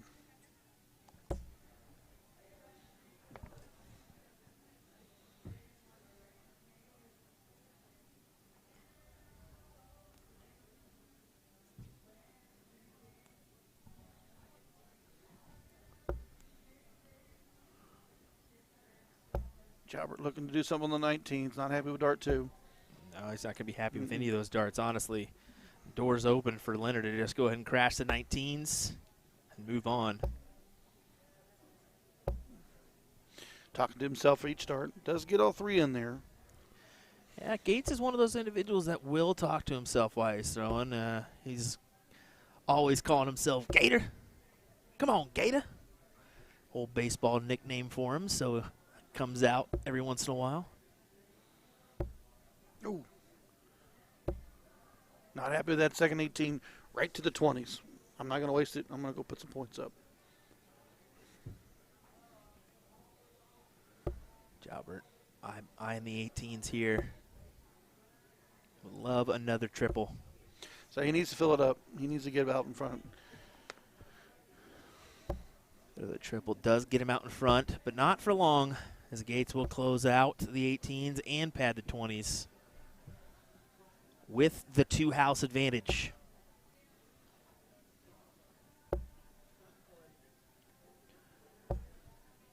Once again, finals of the women's event coming up here in just a moment. Be Liz Tynan taking on Paula Murphy. 6-time champion Paula Murphy. Let's see here. Yeah, 6 cricket national titles. That's correct. That's what the paperwork says. I think she's won some 501s too. Yeah, I think she's won once or twice. And let's be honest, that is massive for Paula Murphy just to be in this position. Yes, she's a great shot, but some may know, some may don't. She has been dealing with a little bit of personal stuff that has maybe not allowed her to practice as potentially much as she should for this event. So kudos to her for making it to the finals of this one. It's still Paula Murphy. Yeah, that's the thing. I don't Still care what you Paula say, Murphy. Still Paula Murphy. Still Paula Murphy, yep. You just know she can roll out of bed, play in her PJs, and be just fine. Fuzzy slippers, everything. Speaking of playing the games right here, Gates got rid of the 16s. He is down points, but he's the only one at the house. Not happy with a 3-dart turn is Aaron. He knew he wanted a trip in there.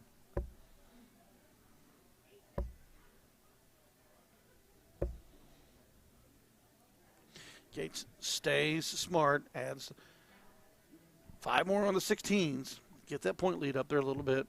Going to push Aaron into the 15s, at least 6. Yeah, trying to gather some more. Only a 5. That 5 will give him, like I said, once again, subtle lead. Big turn. Yeah. Big turn. Massive. Massive. Potential 4-3 score line here if Aaron is not able. And he is not. So here we go. 1, 2, 3.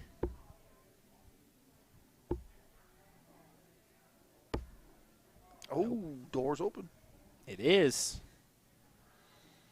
This is potential match or leg winning darts here too, folks. It's a big round, but it's still manageable. Nope. He needed that double bull fall. Does collect with the last though.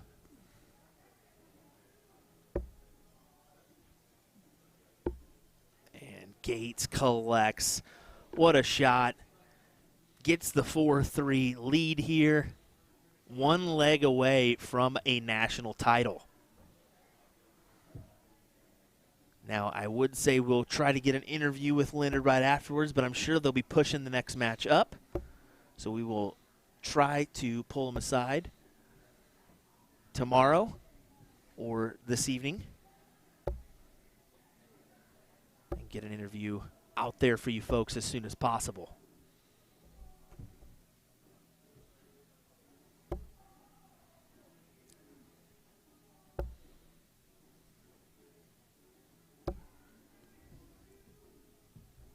Big 5 on the turn. Gates into the 19s. That was a big run. That was massive. That's a big turn right there. That hurts if you're Aaron. You got to come back right back with one for him.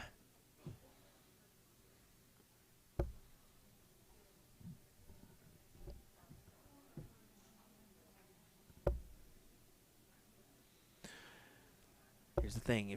Okay, this is what Aaron loves to see right here. Other than that last dart triple, he still has an option, though. 2 big triples, and he can shut down this 19.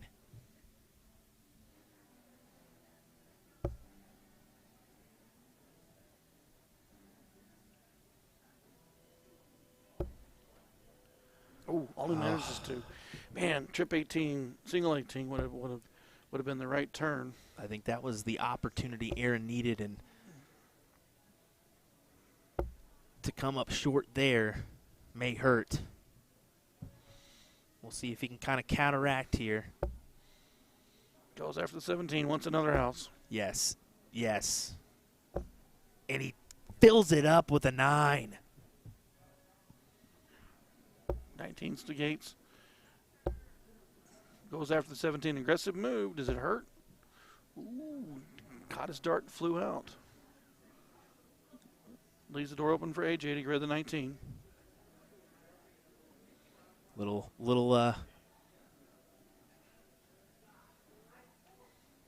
just making sure everything's good.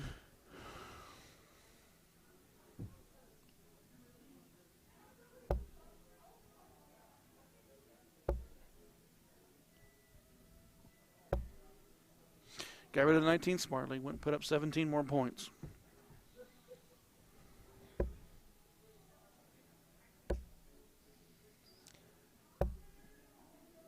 Did take his opportunity at the 17s.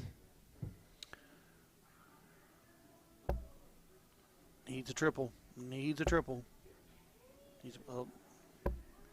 I was going to say he's going to take an aggressive Yeah. move. I knew he would. Yeah, I don't mind that. I think hitting a triple there isn't really as much value because if Leonard comes back with a 6, he can close it out. Mm-hmm. So I think that was a smart play, but unfortunately, back's against the wall.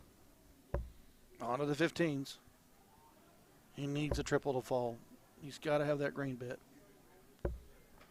Not happening this turn.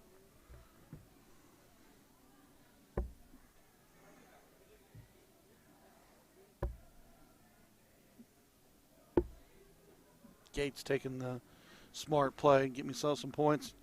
Get my bull started. Leave Aaron in that 15. Aaron's coming at him though. Green bit twice. Another one.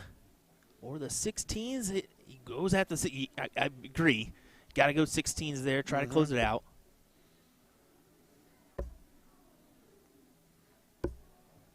Ooh, that is a single.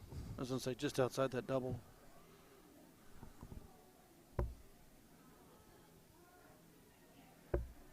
Oh, we needed that triple. Close the 16. Nope. He stayed right there.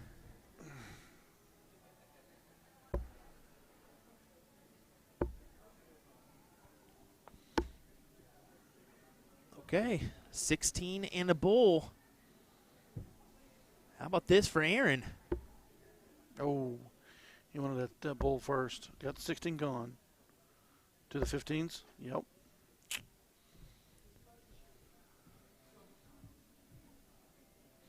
Two bulls on the 15s. Chip 15 for the win. He went for it.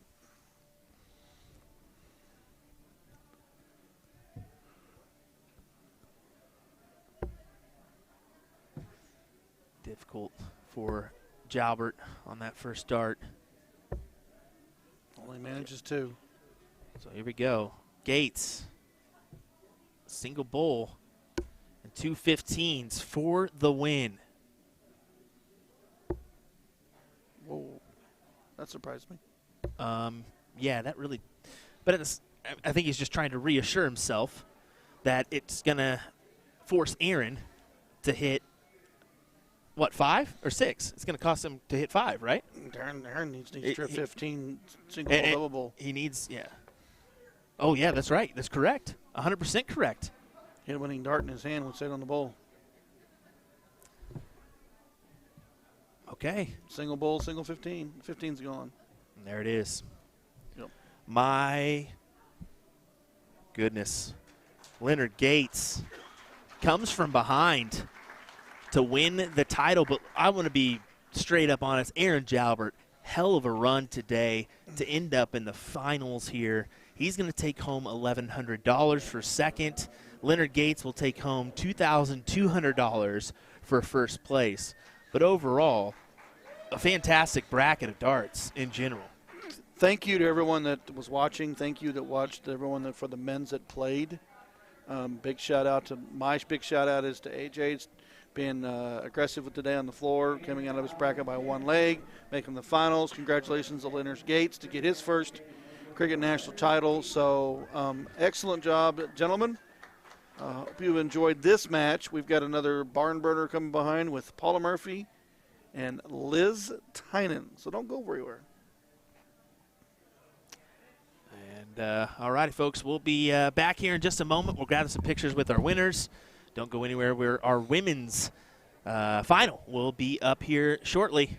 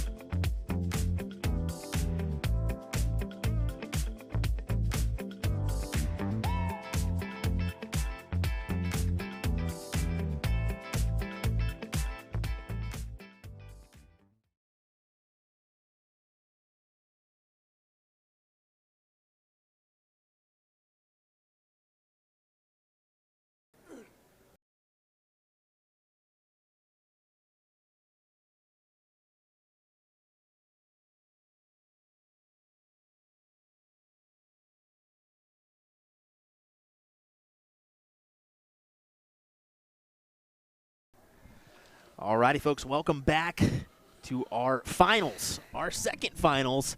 And this one is going to have two wonderful ladies involved in it, named Liz Tynan and Paula Murphy. This should be an entertaining final here. Of course, we've said it before. We'll say it again. 6-time cricket national champion, Paula Murphy. I don't think Liz Tynan has a cricket title yet, but she's working on it. She's working on it right here, and she could very well capitalize and get it today. Paula won last year's 501 title, if I'm not mistaken. Paula Murphy did win last year's 501. So if she can pull off this title, it'll be 2 years in a row, just different events. Gates won last year's 501.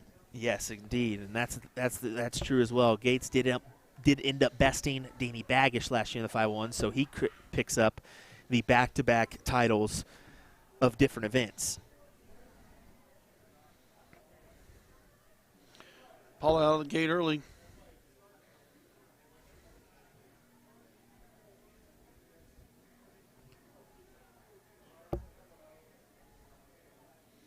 Wasn't happy with that, the feeling of that second dart, had to reset. It still pulled, but she went right to the 20s for points.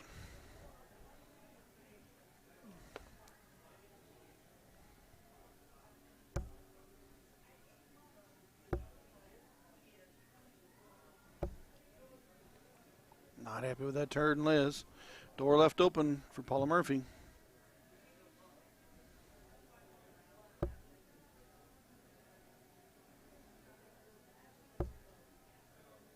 Not happy with that second dart again.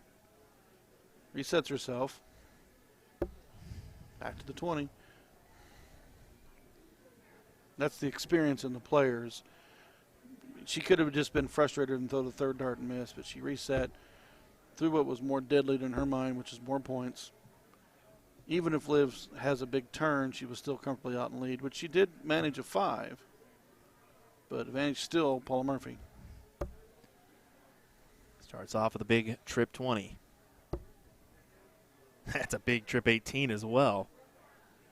Yes, it is. Right down to the 17s. So back-to-back, or not back-to-back, but 2 7 marks in this leg for Paula.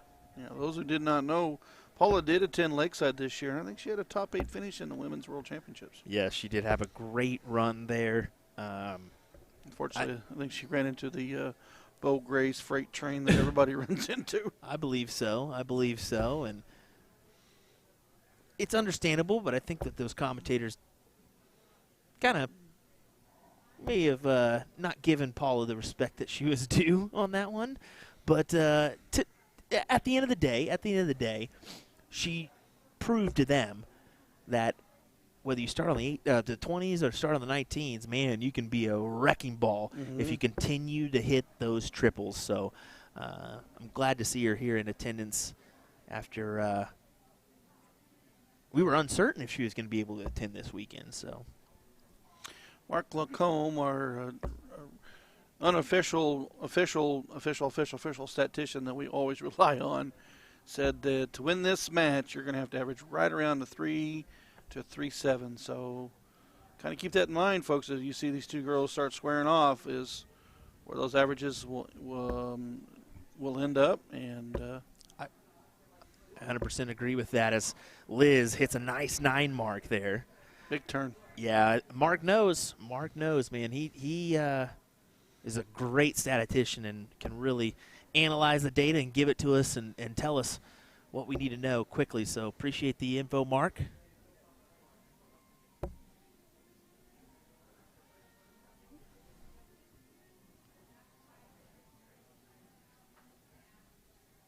Liz back to the 16s. Last round 9.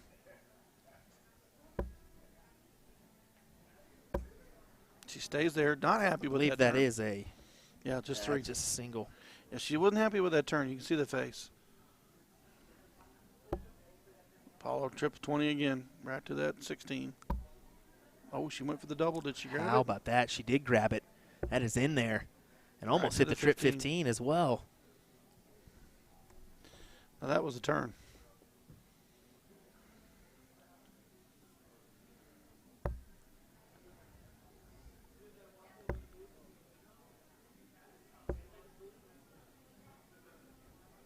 Four on the 15s for Liz. Right back to Paula. Just needs 2 to close.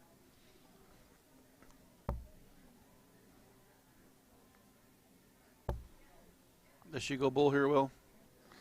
I don't know. More points is always nice, but she does go for bull. She makes a strategic move there. I thought since she was playing Liz, she would go 20s. And that's what I was thinking. More points is always best, but Well, Liz can hammer that bullseye. for those that don't know Liz, she does play both soft and steel tip, similar to Paula. Double bull finish. Great shot. Be hard pressed on you to tell me that you do not know Liz. I know Liz. I'm tired of losing to her. Yeah, right. No kidding. Play any kind of events, and she's your opponent. And you say, ah.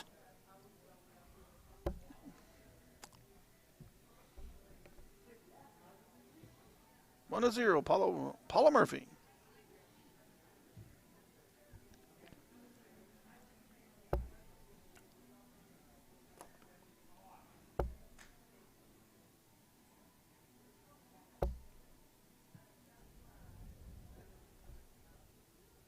Five on the 19s, pushes Liz back to the 20s. She needs to be a wrecking ball on them.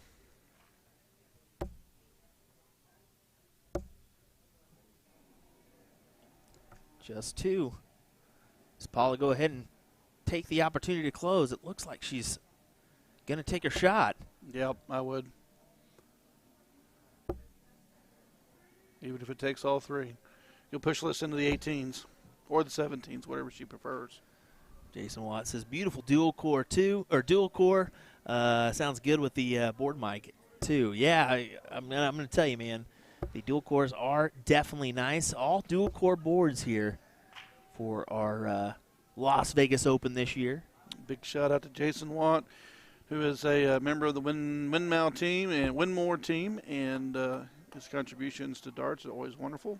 I know he had he has a hand in the distribution and stuff in the United States, so definitely. Well, he's banking on potentially being here, but elected to spend some time with family. Can't blame you there, my guy. No. Always love some family time, missing my wife and kiddo as well. Yeah, Good. I'm at the grandkid level, so You got a few gray hairs on that head there, I but ain't got no hair. What are you talking about? I love the grandkids. It's cool. Well, Paula, 317s, goes ahead and closes that out. 74-37 advantage. I'm going to give Catherine Middleton a little shot here. She said she started losing to Liz, too. Yeah, I know. We've seen it, Kat. But we've seen you win, too, so don't take yourself out of that match. Let's take a look at this view here as we'll take a view of the throws for each of these ladies. Going to help when that massive scoreboard is out of the way for some 501 later, but we'll still see it. Paula having a laugh there. See, that side camera worked out great. There.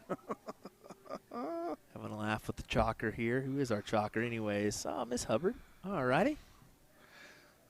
Yeah, Will's even got the chalker on. He's like, you're not going to hide this year. No, definitely not. Like the addition of the side camera this year is Liz puts in a nice 5 mark to take the advantage. She's down 2 houses. She has a small lead. Paula's got that 19, and she's just a monster on those 19s. Got a good one here. Saying Paula is just smooth. Well, she didn't get the name Smooth Operator for any other reason than that one right there. She's definitely got a nice stroke. Definitely takes her time, but you don't have to throw fast to win at this game. It doesn't matter. Everybody has their own unique style. Whatever works for you. 15s for the close. 1, 2, 3 needed. That is unfortunate. Now she's going to either take her chance or go for points, and she elected points. I was going to say, when I was watching that third dart come out of her hand, I knew she was going to the 19s because Paula can, or Liz can flip on that 15 quick, and she knows that. Liz not happy with that turn. Paula will get rid of that 15 first.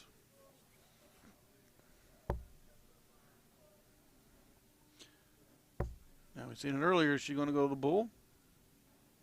She should. Yeah.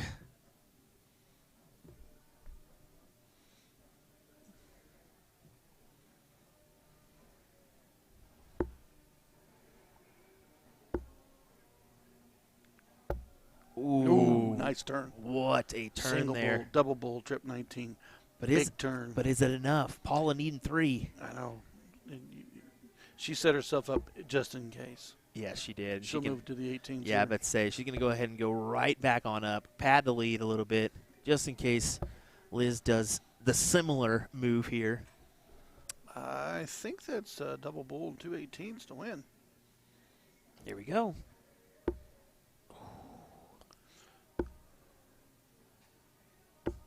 She will stay right there, trying to get another bull, just only coming up with 1, though. Paula to the 18s. I know she's going to go there. Oh, well, I'm pleasantly surprised. Going for that win, buddy. And she did it. Single Yep. bull, double bull. I really thought she would go up there and give herself a 2-bull advantage before she went chasing down the bull. But, and Paula Murphy's smooth action, single bull, double bull game. That gives her a 2-0 lead on the scoreline and the start on leg 3. Yeah, that's massive here. She gets the start as well. And you can see our format has changed from last year. If I'm not mistaken, right? We used to do cork every leg. Yeah, that was a new addition this year. We had very large brackets today, and you got to look at the cork. The cork can slow you a little bit. Plus, it also puts the pressure on you to want to win the cork. Yes. Yep. And that's it. That is it right there. It's just to speed up the process a little bit and make sure that we're okay. Speaking of the process, this third leg, Paula jumped out. She really did. She really did. And up to Liz here to make this interesting.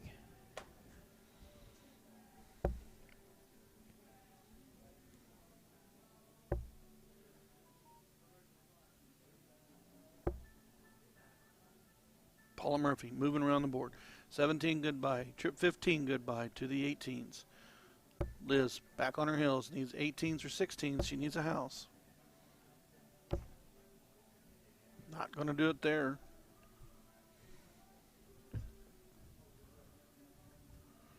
Paula definitely in a massive control of this leg.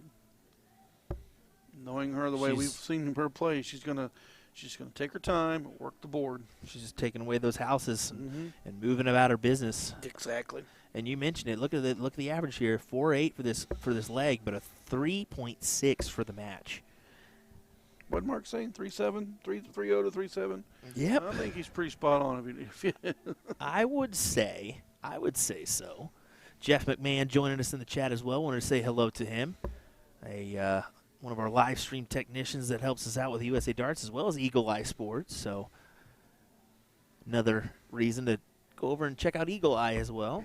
But there's that single 16, double 16 we've seen out of Paula. And she is one step closer to the win here, as she's going to be eyeballing the bowls.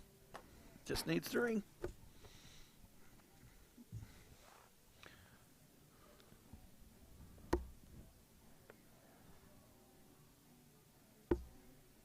There's a second. And there is the third. Paula Murphy taking a 3-0 advantage right now. That last leg from Paula, 4.2.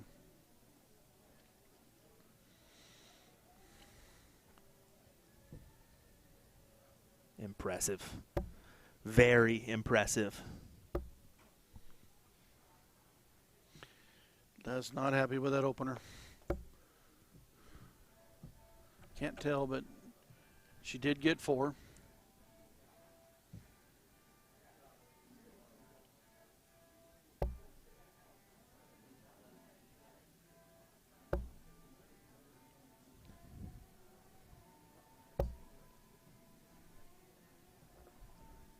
Only manages 2 on that turn.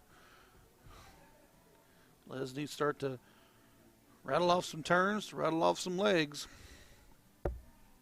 One-legged, one dart at a time. Oh, just into the neighbors here. That is unfortunate for her, but she'll have that recovery on the 20. Do you think she's thinking about it a little bit? Yeah, oh, very well. I mean, it's hard not to think about it. I mean, it's only the national championship, right? You just don't know the pressure until you're up there in that situation. Yeah. No, I mean, we can sit back here and we can critique and we can talk about what they should have done. But until you're towing that line, throwing for it. I want to know with that 3-4, 3-5 right now for Paula how much damage she could have done in the men's bracket. A ton. I'm telling you. She could have very well taken many legs off of these gentlemen. Liz is not going anywhere. She's got the 20s gone, 19's gone. Yes. 60-point lead. No, and she still has time. I mean, yes, there's a 3L deficit, but she can come back from this. We've seen her make stands and make runs at events before. It wouldn't be out of her realm to do that here. Matter of fact, I'd love to see her get 2 legs on the board. At least, but we shall see. Not many people know. I believe Liz is a twin, too. Did you know that? She is a twin. Yeah. Her and her sister both went over the Masters with us. And both her and her sister both played in the World Masters for WDF 2 years ago when it was in Assine, the Netherlands. Nice. That is and they slept late and almost missed their train to almost get their flight home. Anyways, back to darts. Just a reminder real quick before you do, that's what the ADO can do for you folks. You can win trips to nationals or world events in other countries. So why not?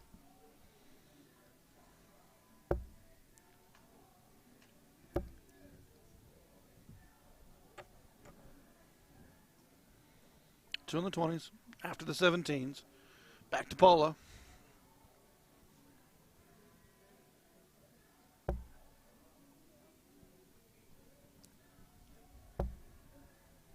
Not happy with that second dart. She stays solid on it. Only manages to. Leaves the door open for Liz to get rid of the 17s.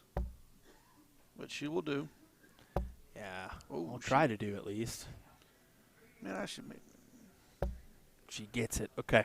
I have seen that bottom shot from people straying into that 3 a lot today.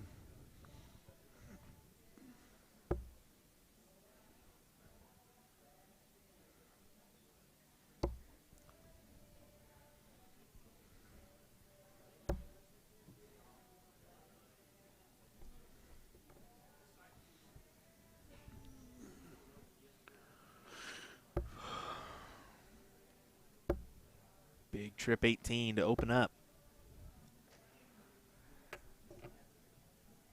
But can't really capitalize on much more than that. Mm-hmm.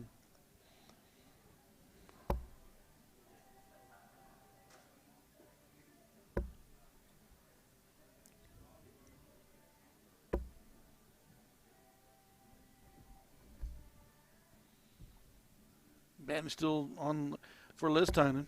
She went after the 16s. Right straight to the 20 for points. Not afraid to put 2 more up. But Paula with just 1 can take a look. 1 triple.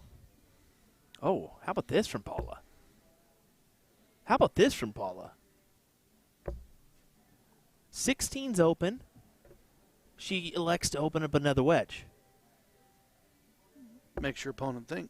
That does make your opponent think, and it's really interesting, honestly. Liz making a smart one, padding up some more points on the back end there. That is very interesting for Paula. I'm interested to see how she attacks this now. Right back to the 15s, I would assume. No, she'll go back to the 16s.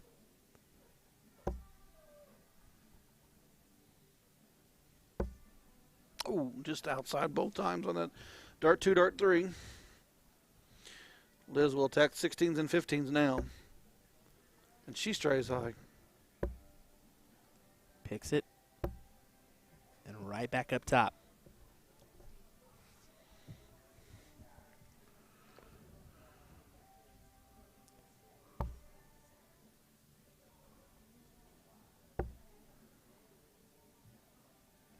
difficult last. Only manages 2. Tynan should go ahead and 1, 2, 3 this number.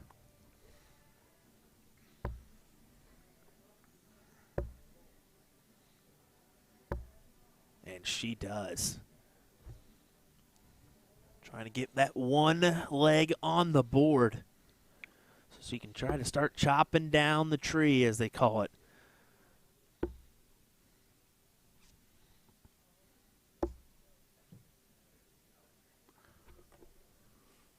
Three balls needed. Take the leg.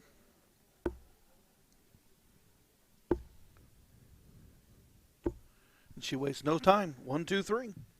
She capitalizes, puts one on the board. 3-1 scoreline here. But look, Paula does get the start once again.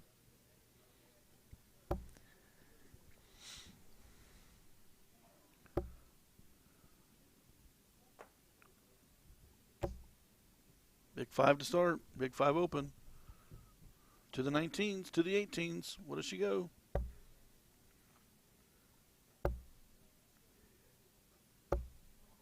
Nice 7 on the back end.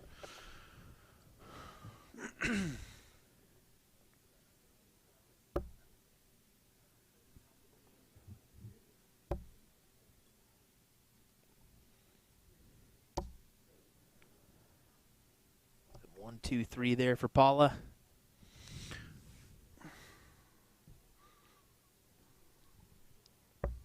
Ooh, I was going to say.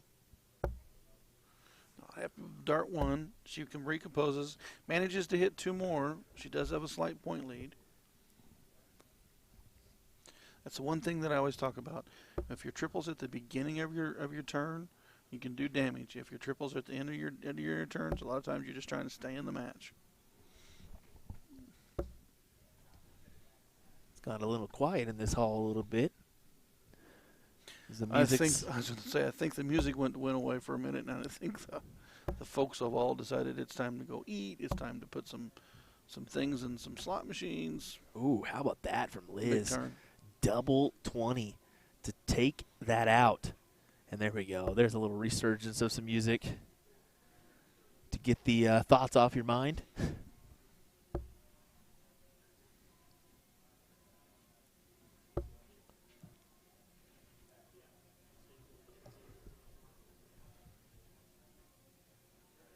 Could be the door opener that Liz needed to make her charge. Did she? Okay, she was going to go 18s. I thought maybe she was going to reset to throw the 19s because she pulled away.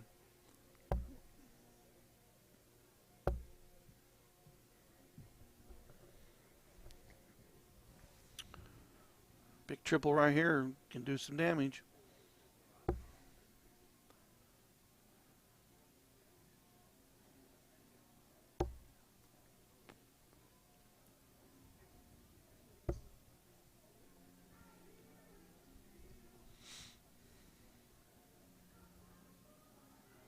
To the 19s. Got to try to resurface this lead. Mm-hmm. Needs a big trip. 2. Yeah, she's just making sure.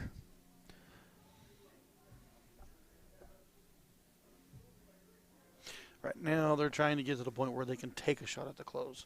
But neither one of them have been comfortable after the first 2 darts to even take a look with that third dart. Staying true.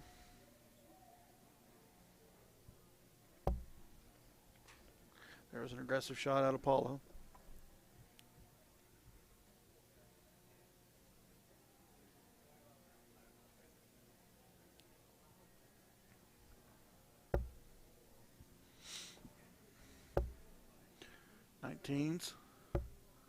She goes after that 18s. So both ladies on their second dart tripped and then took a look at the other segment.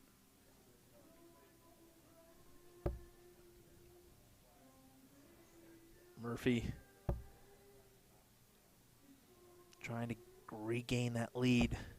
No way she can go for the 19s in that situation. No, she needed a triple on the lead. The door's open for Liz to grab the 18s. Back to the 19s to be smart. Rush that third dart. Still good for for Liz as she takes out the 18s. Mm-hmm. Oh, yeah, you're that 18s. Forcing Paula to hit it and open up another number. Not happy with that second dart. I think in fatigue are starting to set in a little bit. They've played darts all day. The ladies played 24 to 27 legs. Plus they're in the same situation here, so 35, 40 legs total to win this thing. And there's a nice 5 from Liz.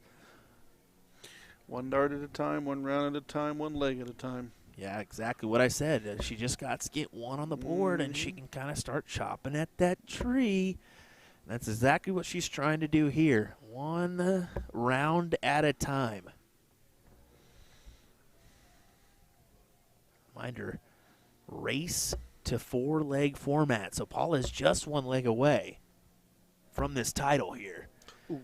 And it's at $1,800 as well for the first place prize, if I'm not mistaken. $1,800 for the first, $1,000 for second. That's great. When you think about it, 77 men, 37 women, and we are just $400 off on the first place total. That's nice. That's good. Well, it's the part that's incredible is the fact that 37 ladies put their darts into the board to try to claim a national title. We're down to our final 2. Great attendance, great turnout. What a great 7 mark from Liz to put her 1 step away from the 3-2 score line. Amazing. Here we go. 3 bulls. Pulls in the 17. We'll take the fly off, she says. And she single gets bull, double it. bull. What a little fist pump there from her. Well, it was 3-0. It was then 3-1. Now it's 3-2. And I believe it's a Liz start. Waiting for Dart Connect update. The ladies are towing the line. It's now down to the good old-fashioned. Oh, no, it's not the 2 out of 3 yet because Liz needs to tie it up. Yep, exactly. And that's the thing for Liz, don't be mistaken. She took away the advantage there because Paula had to start. And that's a big thing in cricket.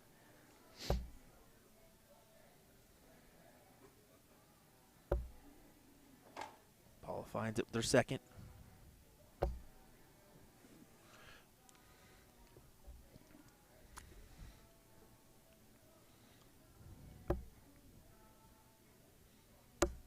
Big triple followed by the single. Tacked at 19s. Do you think Liz is just, they're starting to fall, or she made some aggressive moves and got some confidence? What do you think? Yeah, she's definitely on a confidence boost here. We talk about momentum. People don't realize how momentum can swing.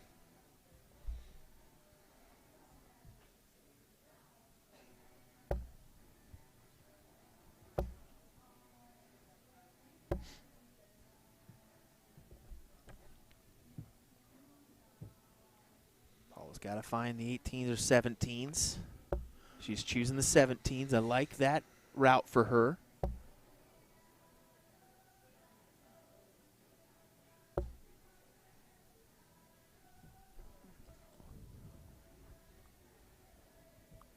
What do you do if you're Liz here? Oh, well, I think you take a look at the 17s. We know that Paula can be dominant on the bottom side of the board. So why not try to take your chance? She did, and then she's going to go right back up for points and look at her collect 2 big trip 20s. That was a hammering time on them 20s. Triple 20. Give me 120 points, please.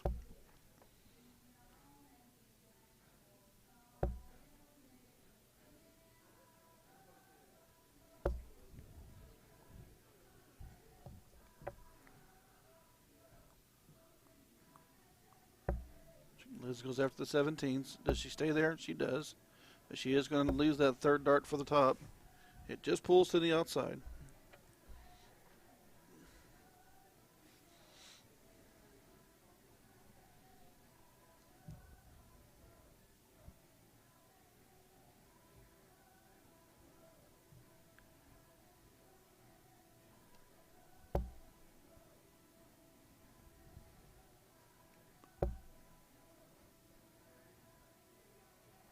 needs to find the triple, and it's just 3.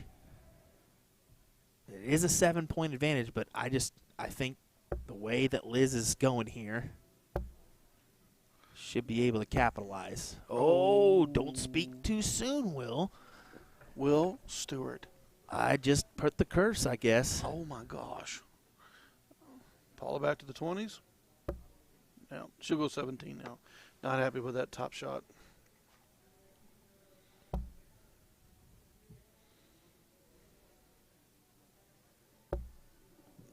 Big 4 on the 17s.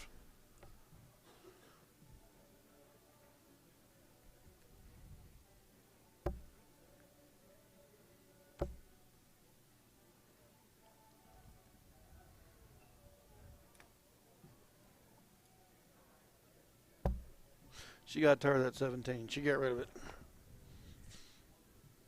18's open. Does she close the 20s? What do we do, Paul?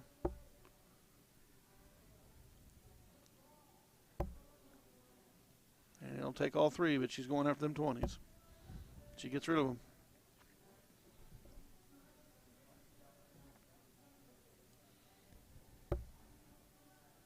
Huge trip 18. Oh.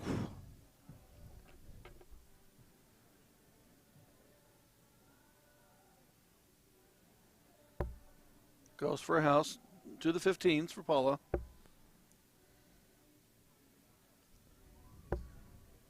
Nice big 5 on that turn. Pushing Linz back on her heels. She's got to make that 18 work for her.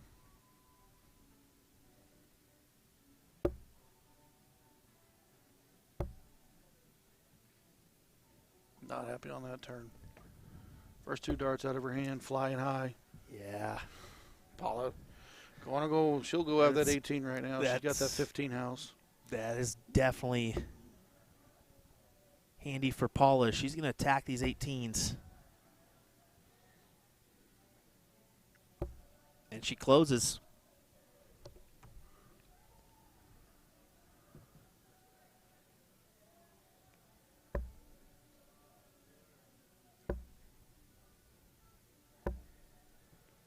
Nice 5 on there. Let's Paula to the 15s first. Now it looks like she's going to square up that 16. Nope, she did get rid of the 15. Or did go to the 15, excuse me.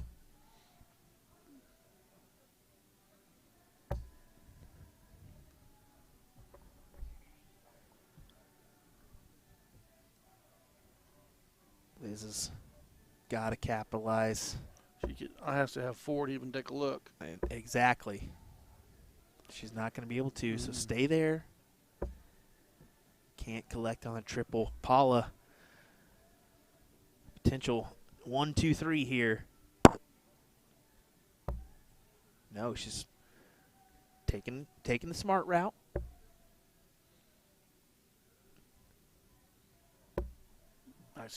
Nice trip 15. Yeah. Goes for the 16. Nice smooth shot. 59-point advantage there.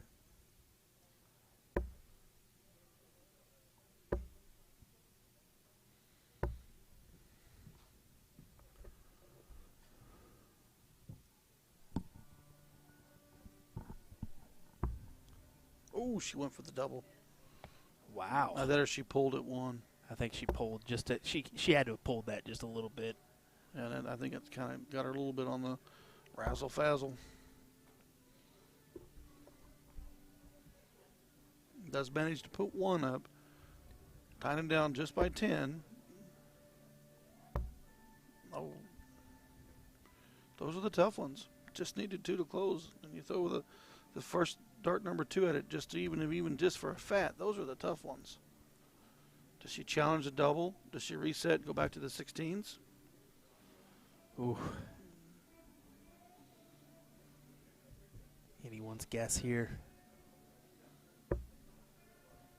She elects to be smart, put up more points. 16 Yep. points is bigger than 115. And Paula's only down 22, which 1 triple she can take a look. Mm-hmm. And there's her triple. 2 needed to close it out. Oh, she goes outside. Tempted to go for that double. And right back to the 15s for a big triple. Wow. Kind of a gutsy play going for that double.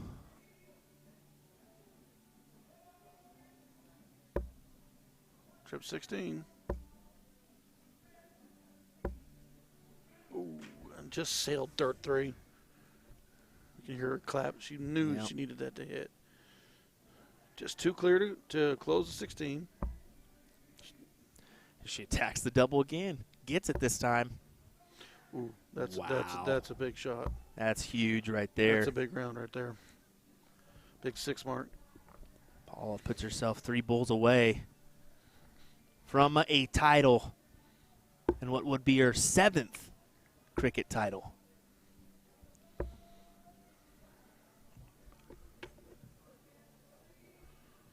What did Liz hold the 16s for? Yeah, I think that she's thinking this one's done. Bulls needed.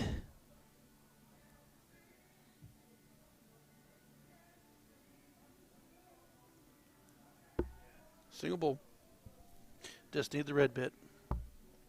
Ooh, she backs on a little bit more. You're going to make sure she gets a look at that bullseye. Yeah.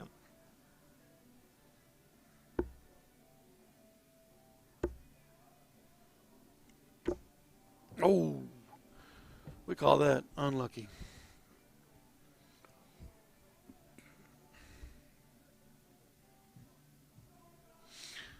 Paula needing 2 for the title.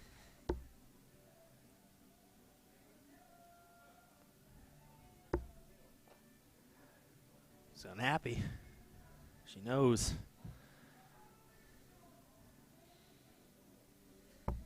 She resorted back to those 15s once again. So this is down 79.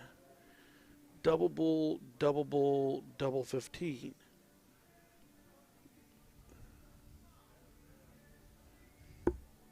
Oh, my. Ooh. Did your heart start? It started going there, bud. That was I was on the edge of my seat there, promising. Paula taking her time here. She'll go 15s here. Yeah. I don't know. Maybe she's lined up. The way she's lined up, she may be going for the win. I think she will. Why not go for the win? Why not go for the win? Well, it takes 2 15s to even create a bullseye. Yeah.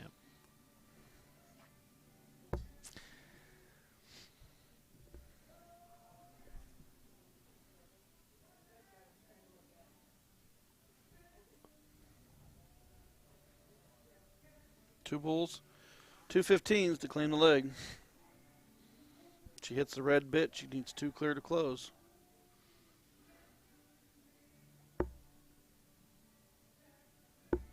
And she gets it. The 15s, Ryan. Oh. She heard her. You heard her, didn't you? You saw Paula, too, back there. She thought that one was going in. As they're having a laugh here real quick.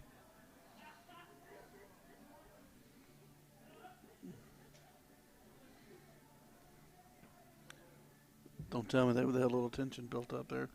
Paula to the 15s. She needs 2. She stripped it. 2 bulls for the win. Oh, wow. Okay.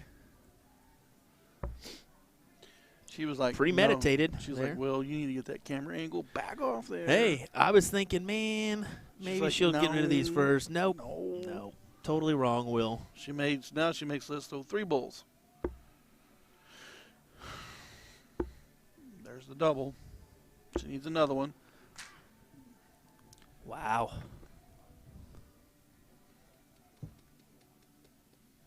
Gritty rounds here. 15 on the fly off. That'll work.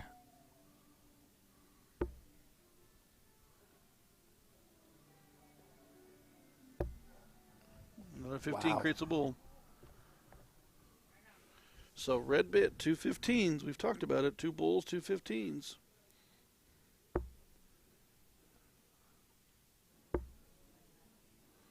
She's got to fly off. And she missed on it. For the win.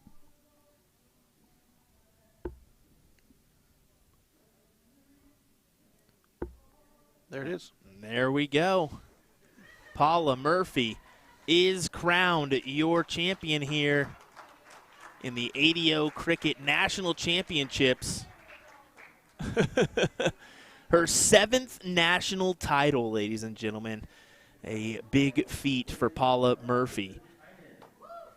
And congrats to Liz Tynan on a great run as well. Good job, ladies. Good playing. Big day over with for them. They get to do it again tomorrow, but tomorrow is now the 501 National Championships, followed by the Open Singles Cricket, and then a big old fancy, fun-filled blind draw to follow that up before we go into our WDF event starting on Saturday. Yep, and for us, we've got some maintenance to do before tomorrow, so I'm not looking forward to that, but it's going to happen nonetheless, and I'll make it happen to better the stream for tomorrow. So some improvements to be made. We'll make that happen. We are going to go ahead and, oh, no. Looks like an oopsie on the old trophy presentation there. We will go ahead and make those improvements, and we'll be back live. I'm assuming around the same time, maybe sooner. So I'm thinking maybe 2:30.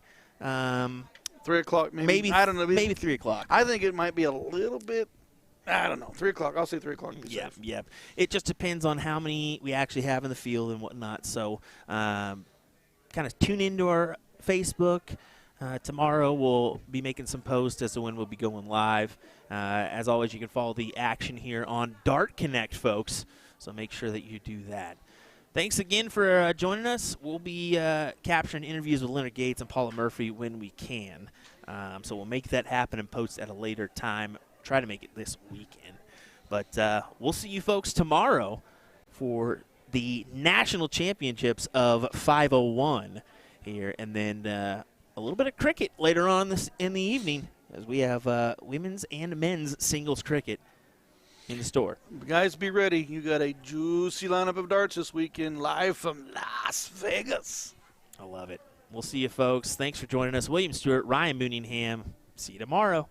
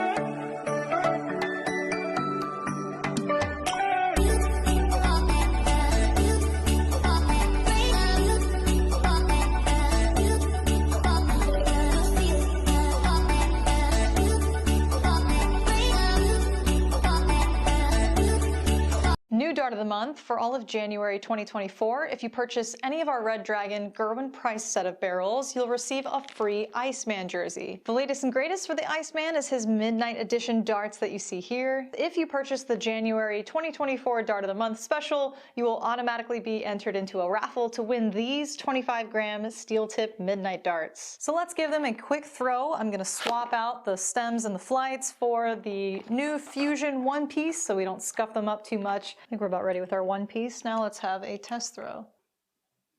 All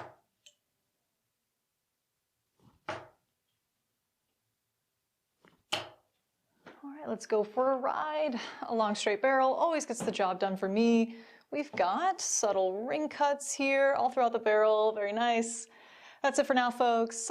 Be sure to check out A2Zarts.com. Just look for the Dart of the Month banner found on our homepage. I'll see you next time.